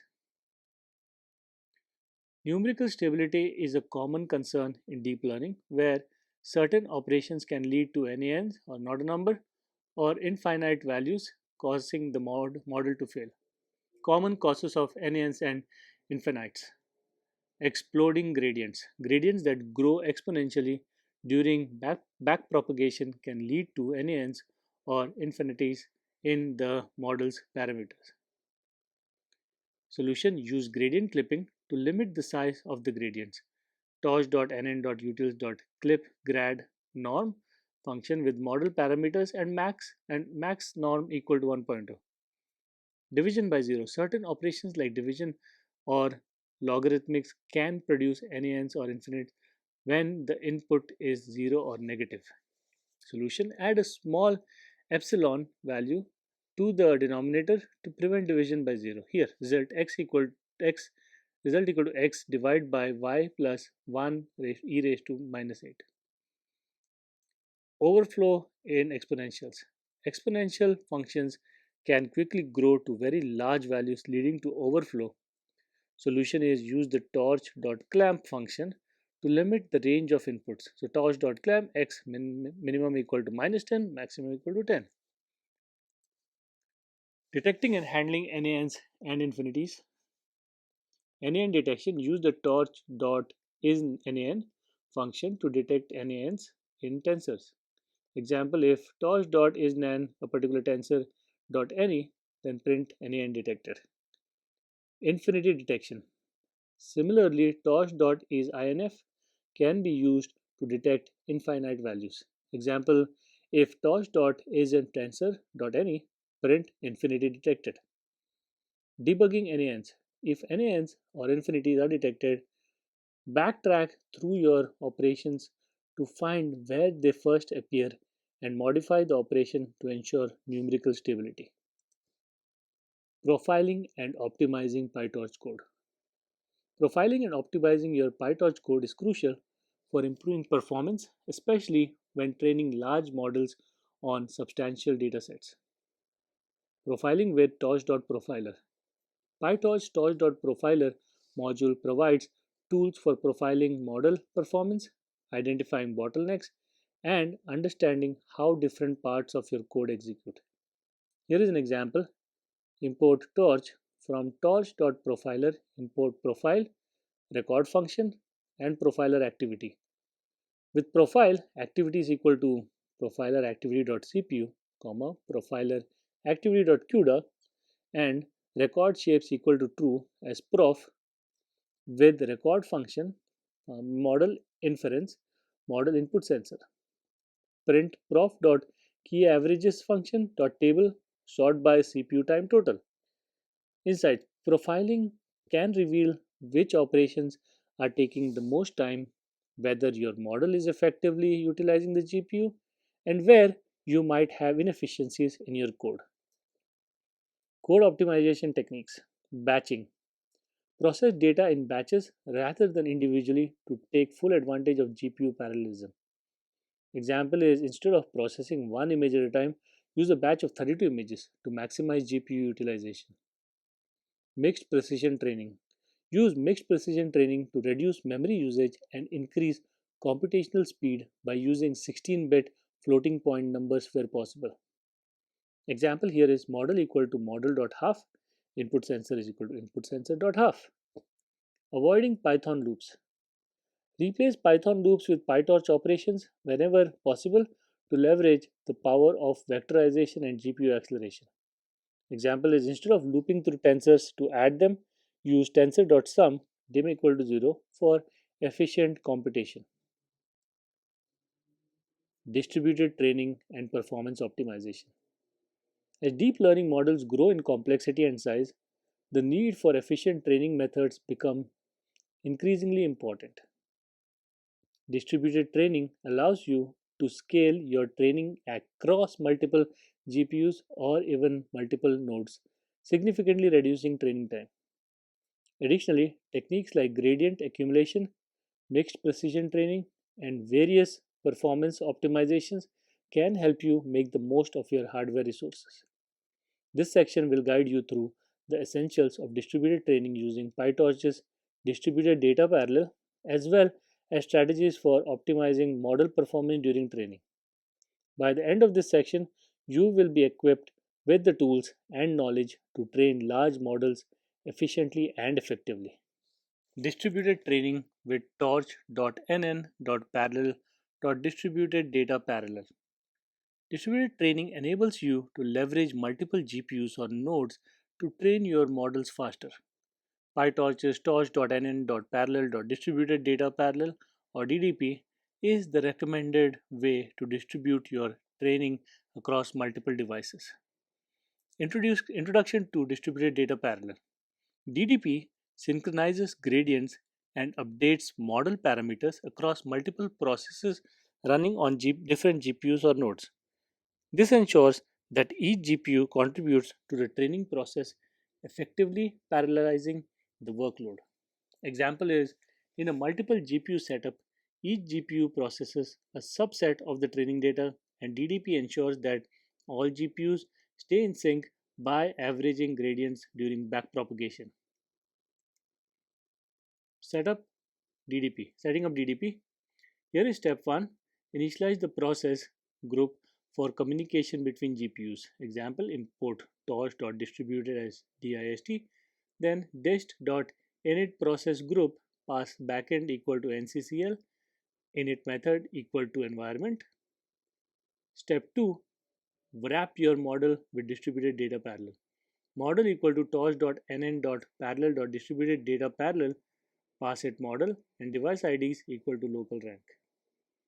Setup step 3. Ensure that each process is assigned a specific GPU using the local rank argument. Example, torch.cuda set device local rank, model.cuda local rank. Best practices for DDB. Data loader with distributed sampler. Use torch.utils.data.distributed sampler to ensure that each GPU receives a different subset of the data, preventing overlap and ensuring efficient use of the dataset. Example is train sampler equal to torch.util.data.distributed sampler and pass the train dataset. Train loader equal to torch.util.data loader. Dataset is equal to train dataset and sampler is equal to train sampler. Gradient synchronization. DDP automatically synchronizes gradients across all processes, so you don't need to manually handle gradient averaging. Handling multiple nodes. For multiple node setups, ensure that the init method is init process group in the init process group is set up correctly to allow nodes to communicate with each other. Gradient accumulation and gradient clipping. Training large models on limited GPU memory can be challenging. Gradient accumulation and gradient clipping are techniques that help manage memory and ensure stable training. Gradient accumulation. Gradient accumulation involves accumulating gradients over multiple forward passes before performing a backward pass and optimizer step. This allows you to effectively simulate a larger batch size than what your GPU memory can handle.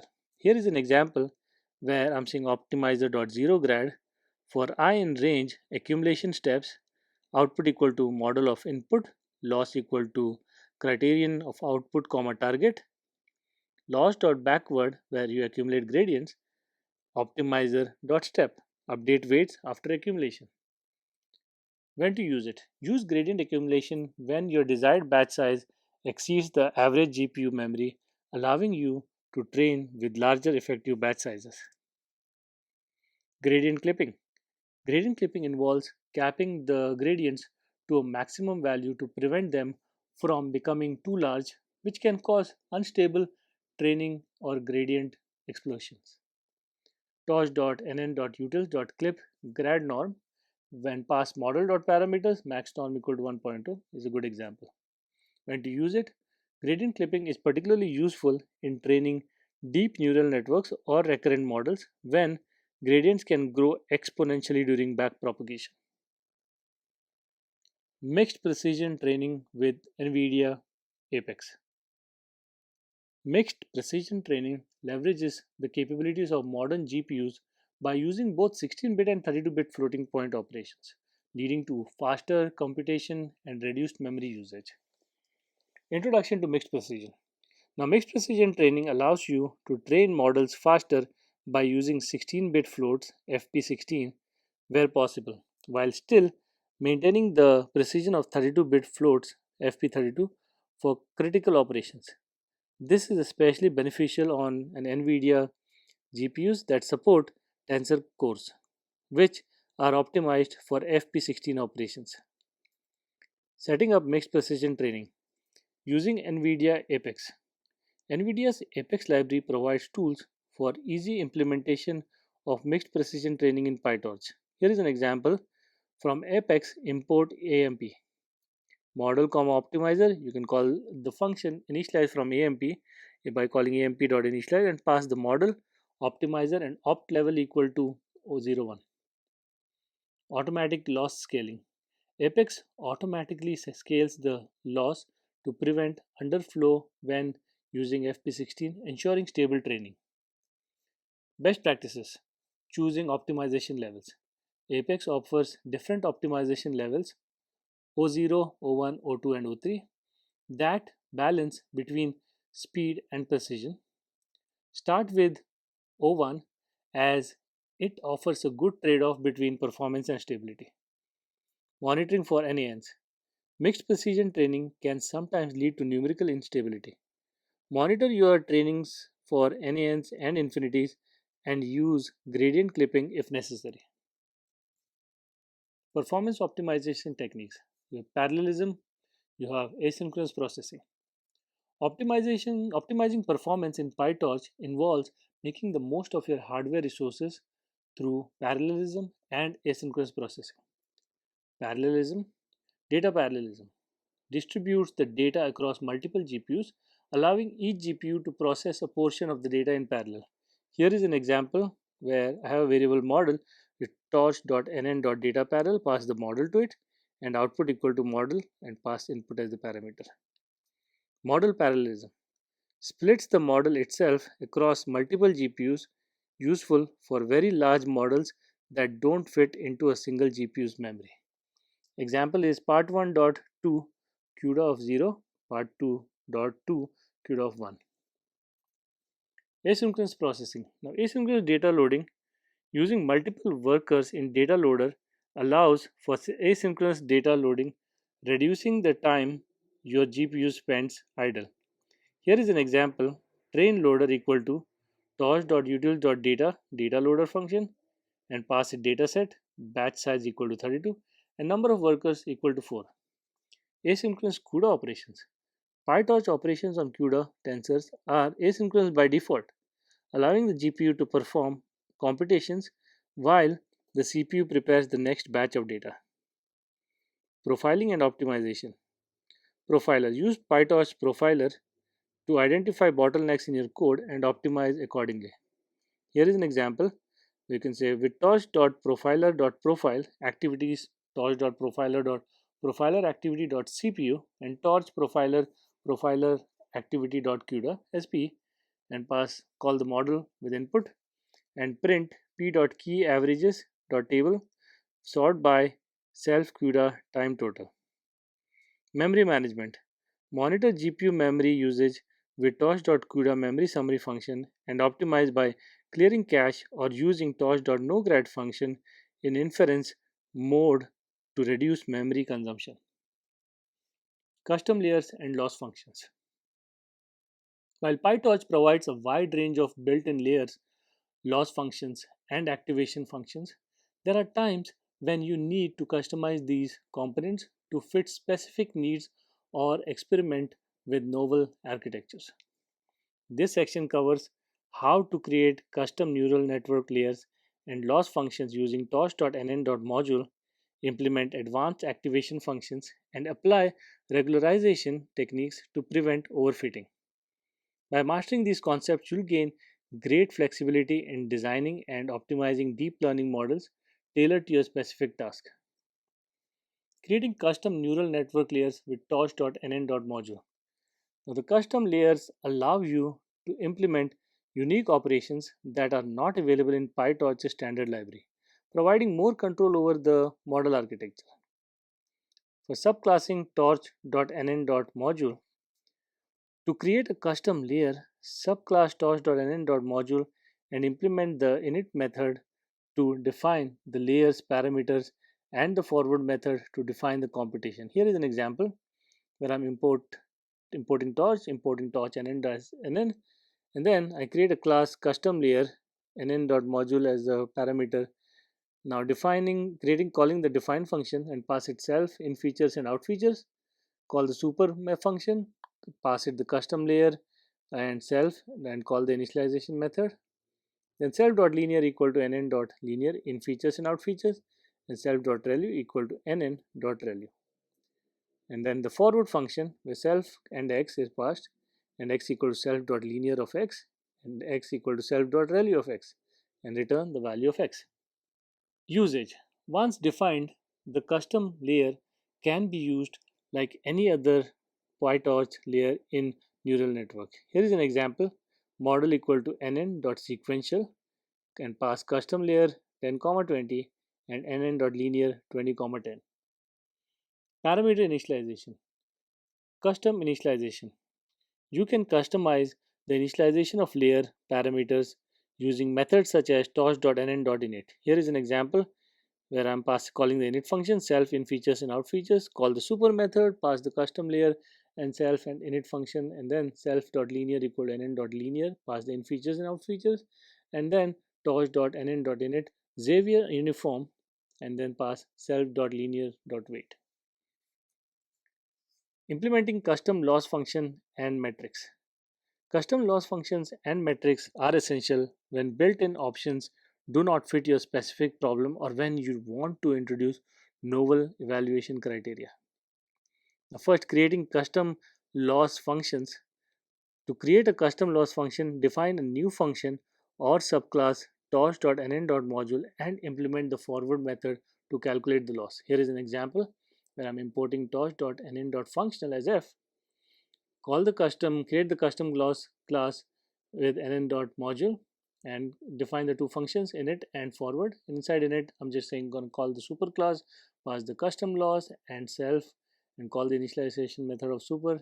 And then in the forward function, I'm passing the self, output, and target, and loss equal to f dot msc loss, pass output and target plus 0.1 times torch of mean output, and then return the loss. The custom loss function can be used like any other loss function in your training loop. Here is an example. We create a criterion where custom loss and then loss equal to criterion, output, and target. Implementing custom metrics. Metrics evaluate the performance of your model on validation or test data. You can create custom metrics by defining a function that compares predictions with the ground truth. Here is an example where you have a custom accuracy function with predictions and targets. Correct equal to a variable, correct equal to predictions dot argmax dim equal to 1 equal to targets dot float. Then return correct dot sum divide by length of targets. Usage. Use custom metrics during model evaluation to gain insights beyond standard metrics like accuracy or loss. Here is an example where I have the accuracy variable. Call the custom accuracy function with predictions and targets and print accuracy 0.4f. Advanced activation functions, which are swish, mesh, and galue. Activation functions play a crucial role in introducing non-linearity into neural networks. While ReLU is the most common, advanced activation functions like swish, mesh, and galue can offer performance improvements in certain models. Let's look at swish.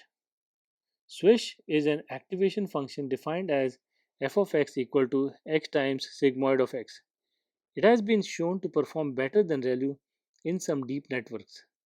Here is a class swish nn.module where I am defining forward function, pass the self and x, and here return x times torch.sigmoid of x. Usage. Replace ReLU with swish in your model architecture when appropriate. Here is an example. Model equal to nn.sequential, nn.linear 10, 50, and swish and nn.linear 50, 10. Mesh. Now mesh is defined as f of x equal to x times tan h of soft plus x, where soft plus x equal to log of 1 plus exponential value of x. Mesh has been found to improve the performance of various architectures, especially in computer vision tasks. Here is an example of a class mesh module, and the forward function with self and x returns x time torch of tan h f dot soft plus of x.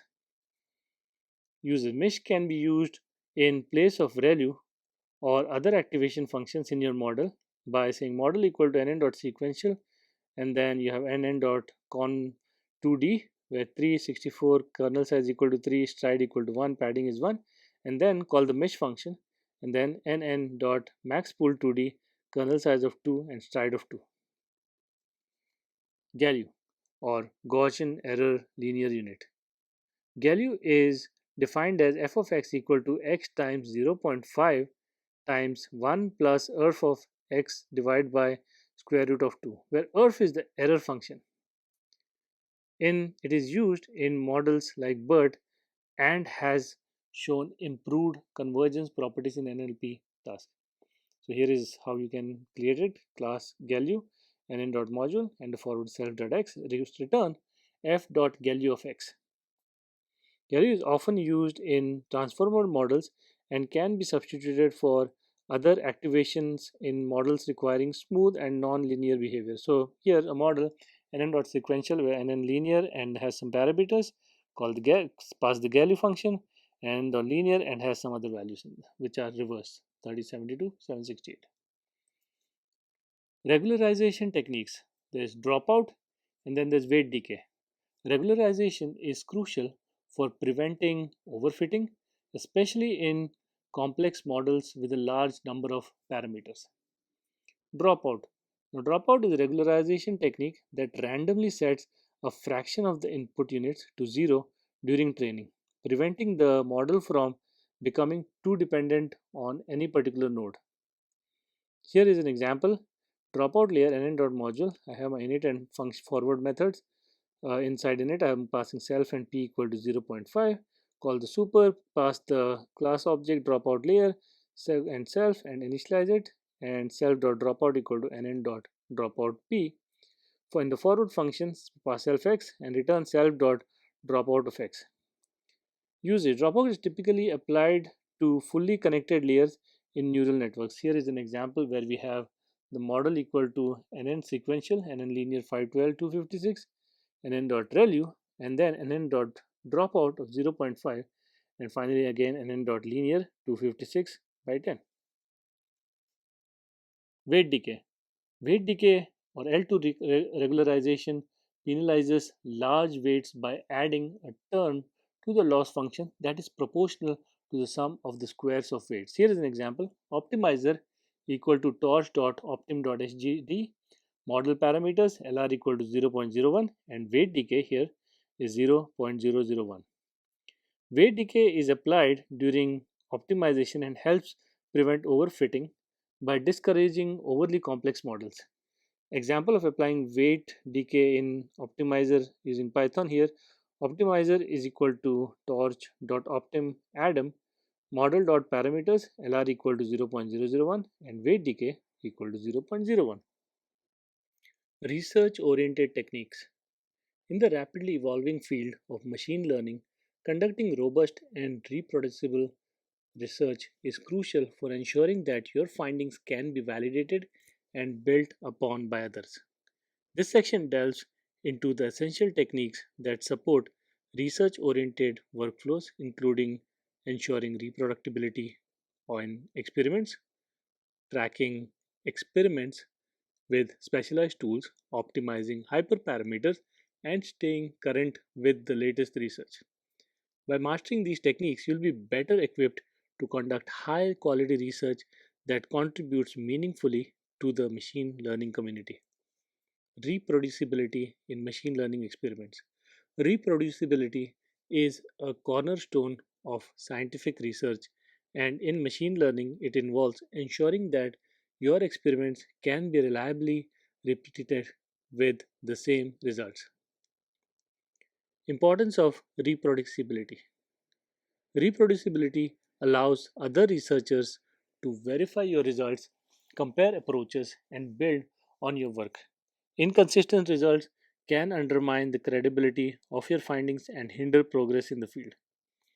Challenges. Machine learning experiments can be difficult to reproduce due to factors like random initializations, non deterministic hardware operations, example GPU computations, and inconsistent data preprocessing.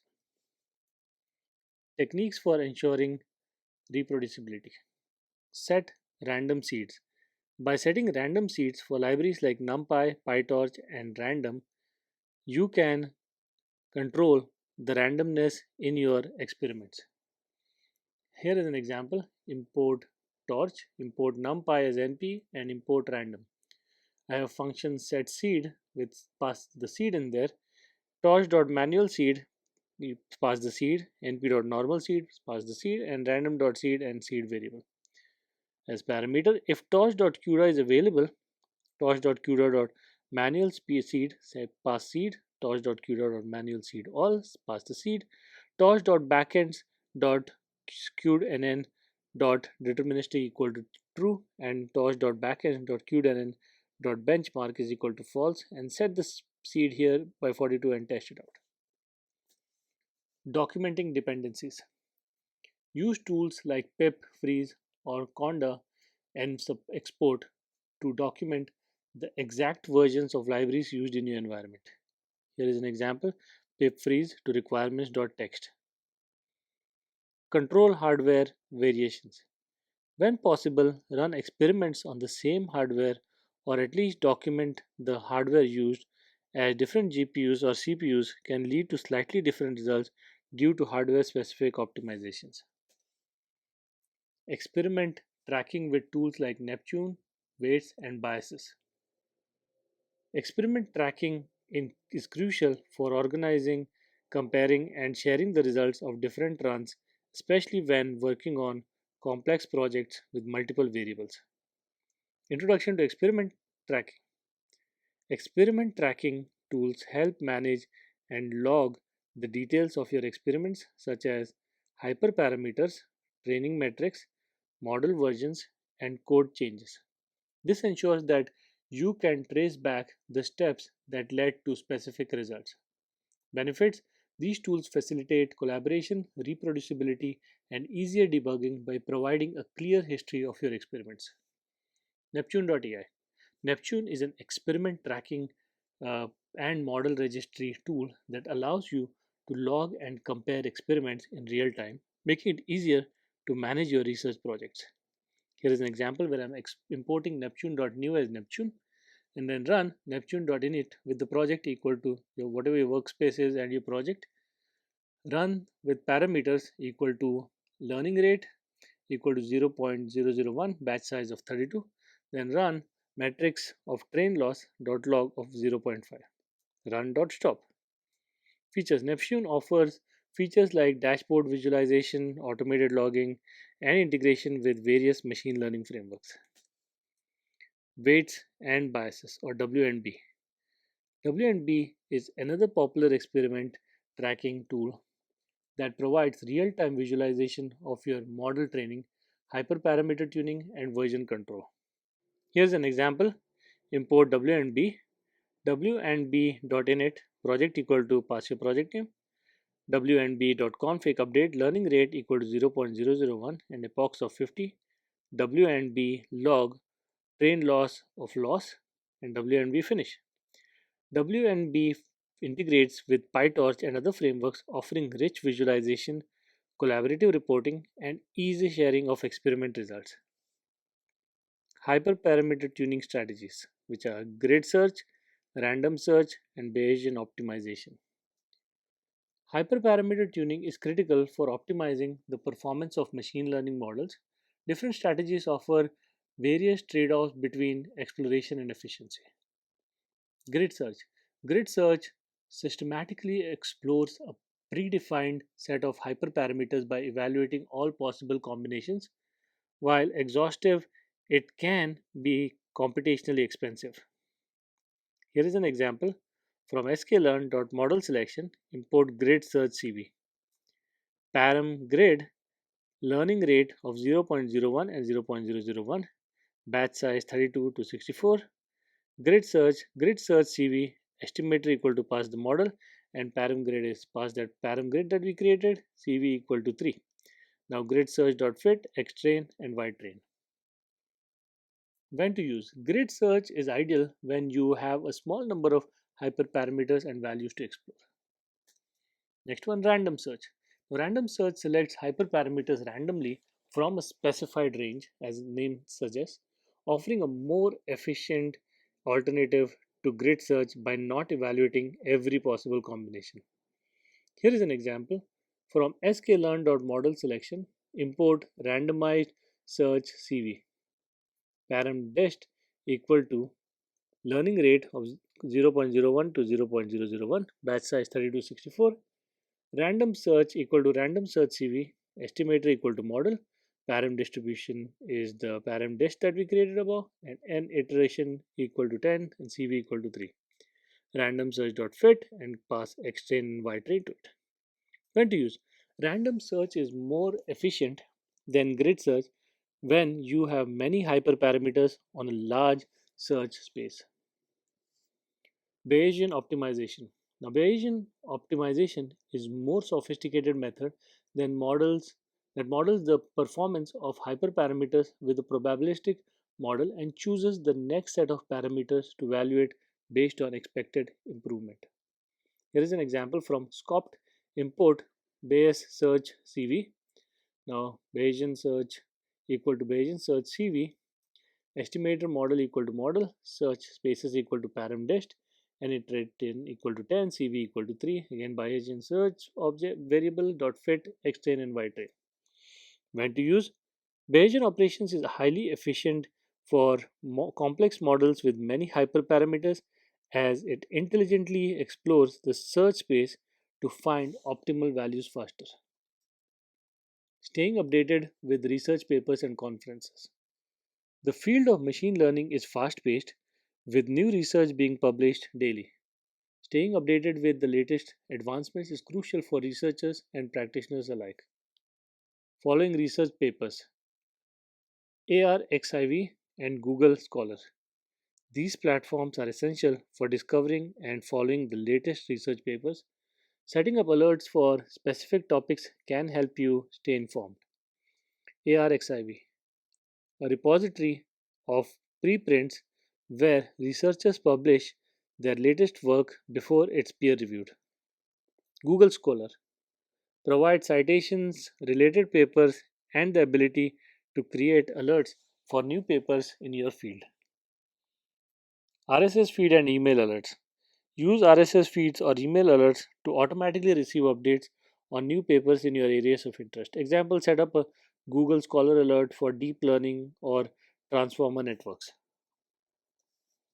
Participating in conferences. Top conferences. Major conferences like Neural IPS, ICML, and CVPR are where leading researchers present their latest work. Attending these conferences, whether in person or virtually, provides valuable insights and networking opportunities. Examples: Neuro IPS focuses on machine learning and computational neuroscience. ICML covers a broad range of topics in machine learning.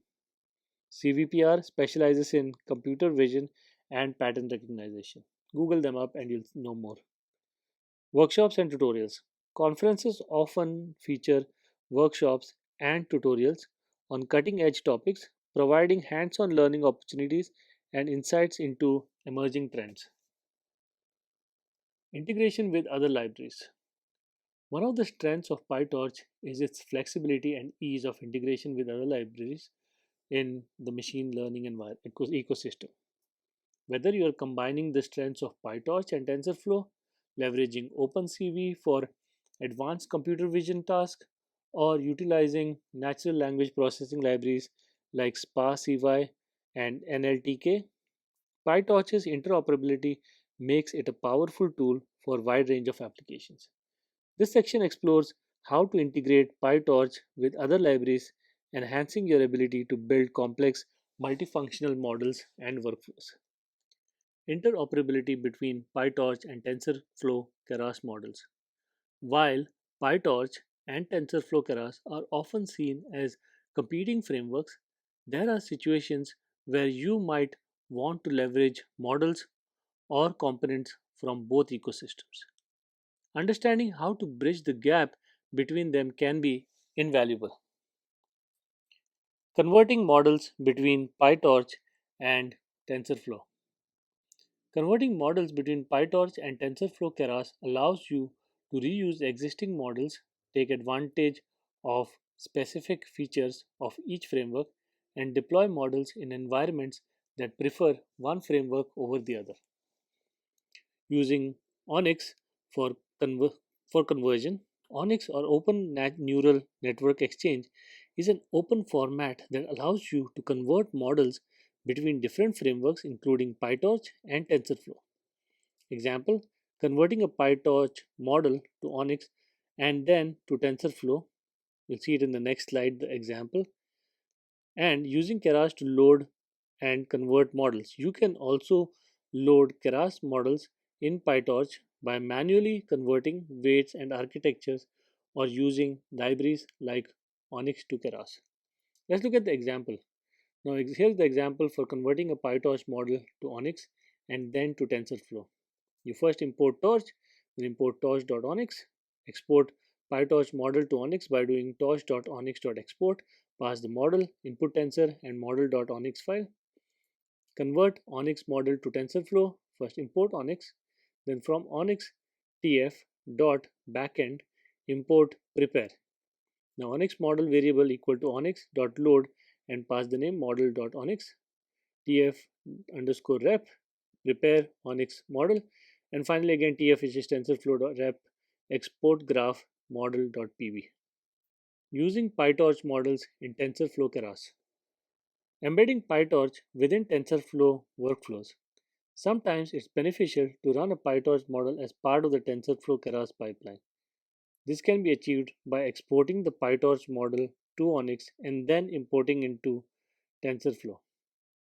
Example is use tf.keras model to load an Onyx model and integrate it into a larger TensorFlow model. Mixed environments. In complex workflows, PyTorch and TensorFlow models can be used together, each handling different parts of the pipeline. This is particularly useful in research environments where flexibility is the key. Using PyTorch with OpenCV for computer vision tasks. OpenCV is a widely used library for computer vision tasks, and combining it with PyTorch allows you to build powerful models that leverage both image processing and deep learning.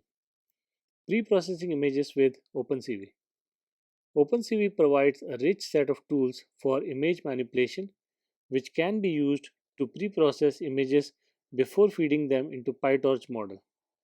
Here's an example of reading and processing images with OpenCV, where you import CV2, import the torch, import torch vision.transformers as transformers. Now read an image with OpenCV. I'm saying image equal to CV2 dot image read, which is IMRead, and give the image name image.jpg. Image equal to CV2 CVT color image comma CV2 dot color BGR to RGB. Now convert to PyTorch sensor. Transform equal to transforms dot to tensor function, then image tensor equal to transform the image. Common pre-processing techniques. Resizing. Use CV2.resize to resize images. Normalization. Normalize pixel values using OpenCV or PyTorch's transform.normalize. Real-time inference with OpenCV and PyTorch. OpenCV's real-time video processing capabilities can be combined with PyTorch's models to perform tasks like real-world, real-time object detection or face recognition. Example is on the next slide, but before that, edge computing, combining PyTorch and OpenCV on edge devices such as Raspberry Pi enables real-time inference for IoT applications. Let's look at an example.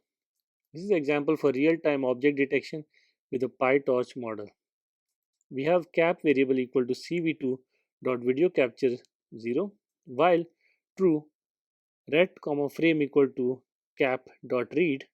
If not ret, then break. Pre-process the frame. Image tensor equal to transform frame. Perform inference with PyTorch model. Output equal to model image tensor dot unsqueeze 0. Now here we process and display the results. Assume output contains bounding boxes or class predictions. So CV2 I am show, which is image show frame by frame.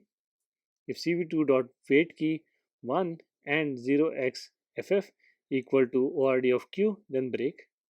Finally cap dot release and CV2 dot destroy all windows.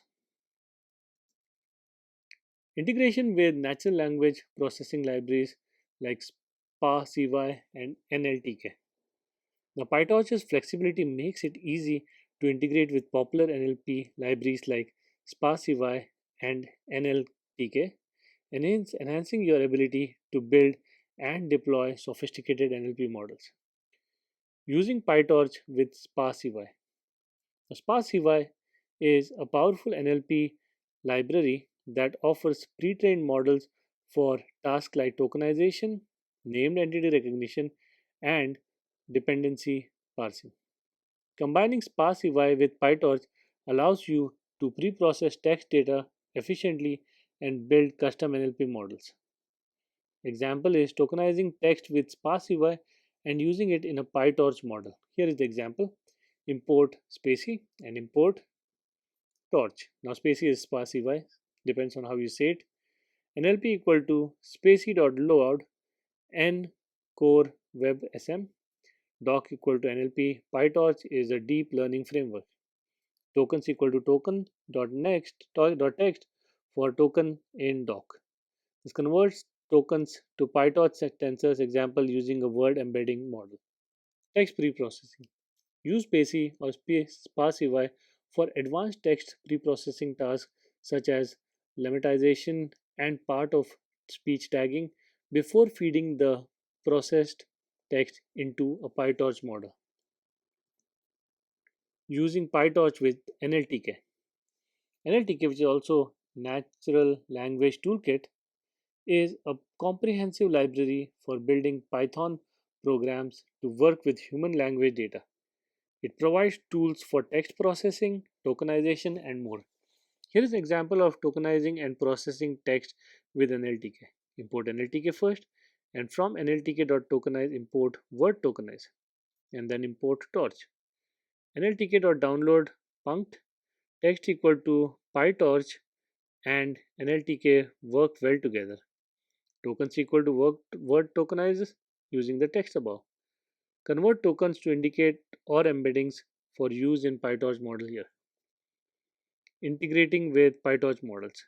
NLTK can be used to pre-process text data, generate features, and then feed these features into PyTorch model for training or inference. Contributing to PyTorch and community engagement. PyTorch is an open source deep learning framework that thrives on the contributions of its vibrant community.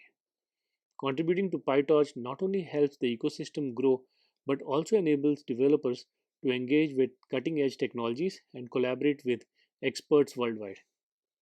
This section covers the steps involved in contributing to PyTorch, including understanding its contribution guidelines, contributing bug fixes or new features, and engaging with the PyTorch community through forums, mailing lists, and social media. By participating in the development of PyTorch, you can have a meaningful impact on the future of the framework while building your skills and professional network. Understanding PyTorch's contribution guidelines and codebase. Before contributing to PyTorch, it's essential to familiarize yourself with the contribution guidelines and the structure of the PyTorch codebase. The PyTorch contribution guidelines. PyTorch maintains a set of contribution guidelines that outlines the process for submitting changes, whether they are bug fixes, documentation improvements, or new features. Following these guidelines ensures that contributions are in line with project standards and are reviewed efficiently. Here's an example. You can find the contribution guidelines in the official Python PyTorch GitHub repository in the contributing.md file. Steps for contributions. Fork the repository. Start by forking the PyTorch repository to your GitHub account, which gives you your own copy of the codebase to work on. Next, create a branch. Create a brand new branch for each contribution. This keeps your changes isolated from the main repository and allows for easier collaboration and review. Code and test. Make your changes, write test, and ensure your code passes all existing tests by running the test suite. Submit a pull request or PR. Once your changes are ready, submit a pull request to the PyTorch repository for review. Navigating the PyTorch codebase. Overview. The PyTorch codebase is large and well organized with different directories corresponding to various components such as core tensor operations, neural network modules, and distributed training tools. Understanding this structure is crucial for making contributions. Example Torch contains the core functionalities of PyTorch such as tensors, Autograd, and utilities. Torch.nn contains modules related to neural networks, including layers, loss functions, and optimizers. Torch.distributed contains tools for distributed and parallel training. Documentation. PyTorch documentation is extensive, and understanding it is key to contributing effectively. The code base also includes doc strings and inline comments that explain how various parts of the framework work.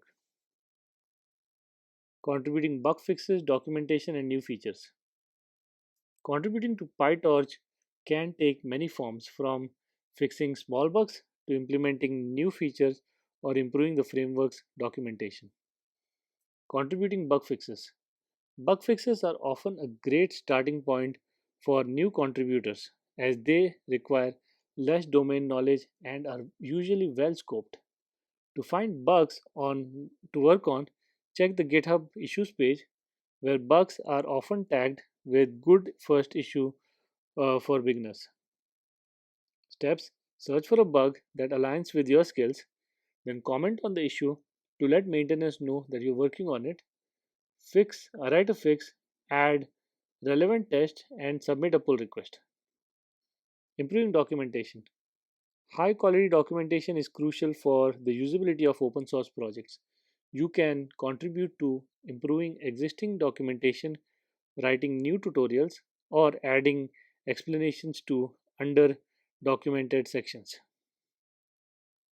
Example, if you notice unclear documentation or missing sections in the torch.nn module, You can update the doc strings to contribute a tutorial that explains its usage in detail. Process contributions to the documentation are handled similarly to code contributions, where changes are submitted as pull requests. Always ensure that your documentation contributions are clear, concise, concise and aligned with PyTorch's documentation style. Adding new features. Contributing new features or extending existing ones is more complex and requires a deep understanding of PyTorch's architecture. New features must align with PyTorch's development roadmap and be discussed with the core team before implementation. Steps: propose the feature by opening a GitHub issue or discussing it on the forums. Wait for feedback and iterate on the design. Implement the feature, write comprehensive tests, and submit a PR. Best practices: follow PyTorch style guide, ensure backward compatibility, and include unit tests for all new features. Also, document the features in the user facing documentation. Engaging with PyTorch community, forums, mailing lists, and social media.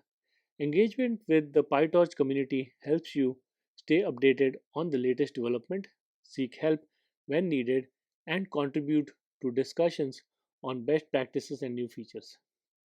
PyTorch forums.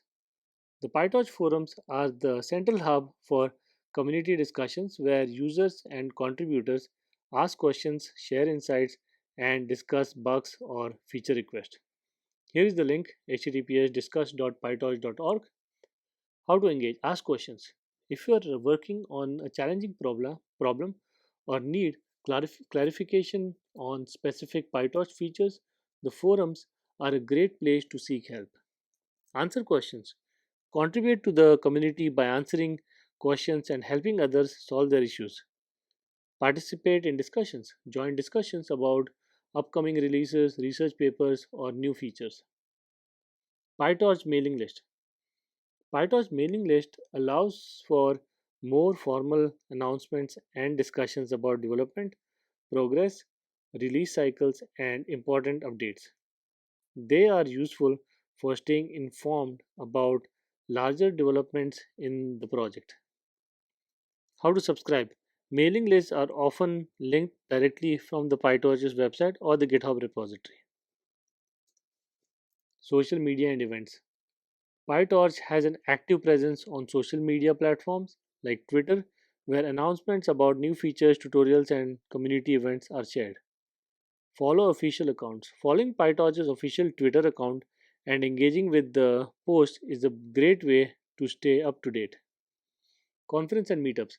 PyTorch related talks and workshops are featured at major conferences such as New IPS, CVPR, and ICML. Participating in these events allows you to meet other PyTorch users and developers. That's the end of our section.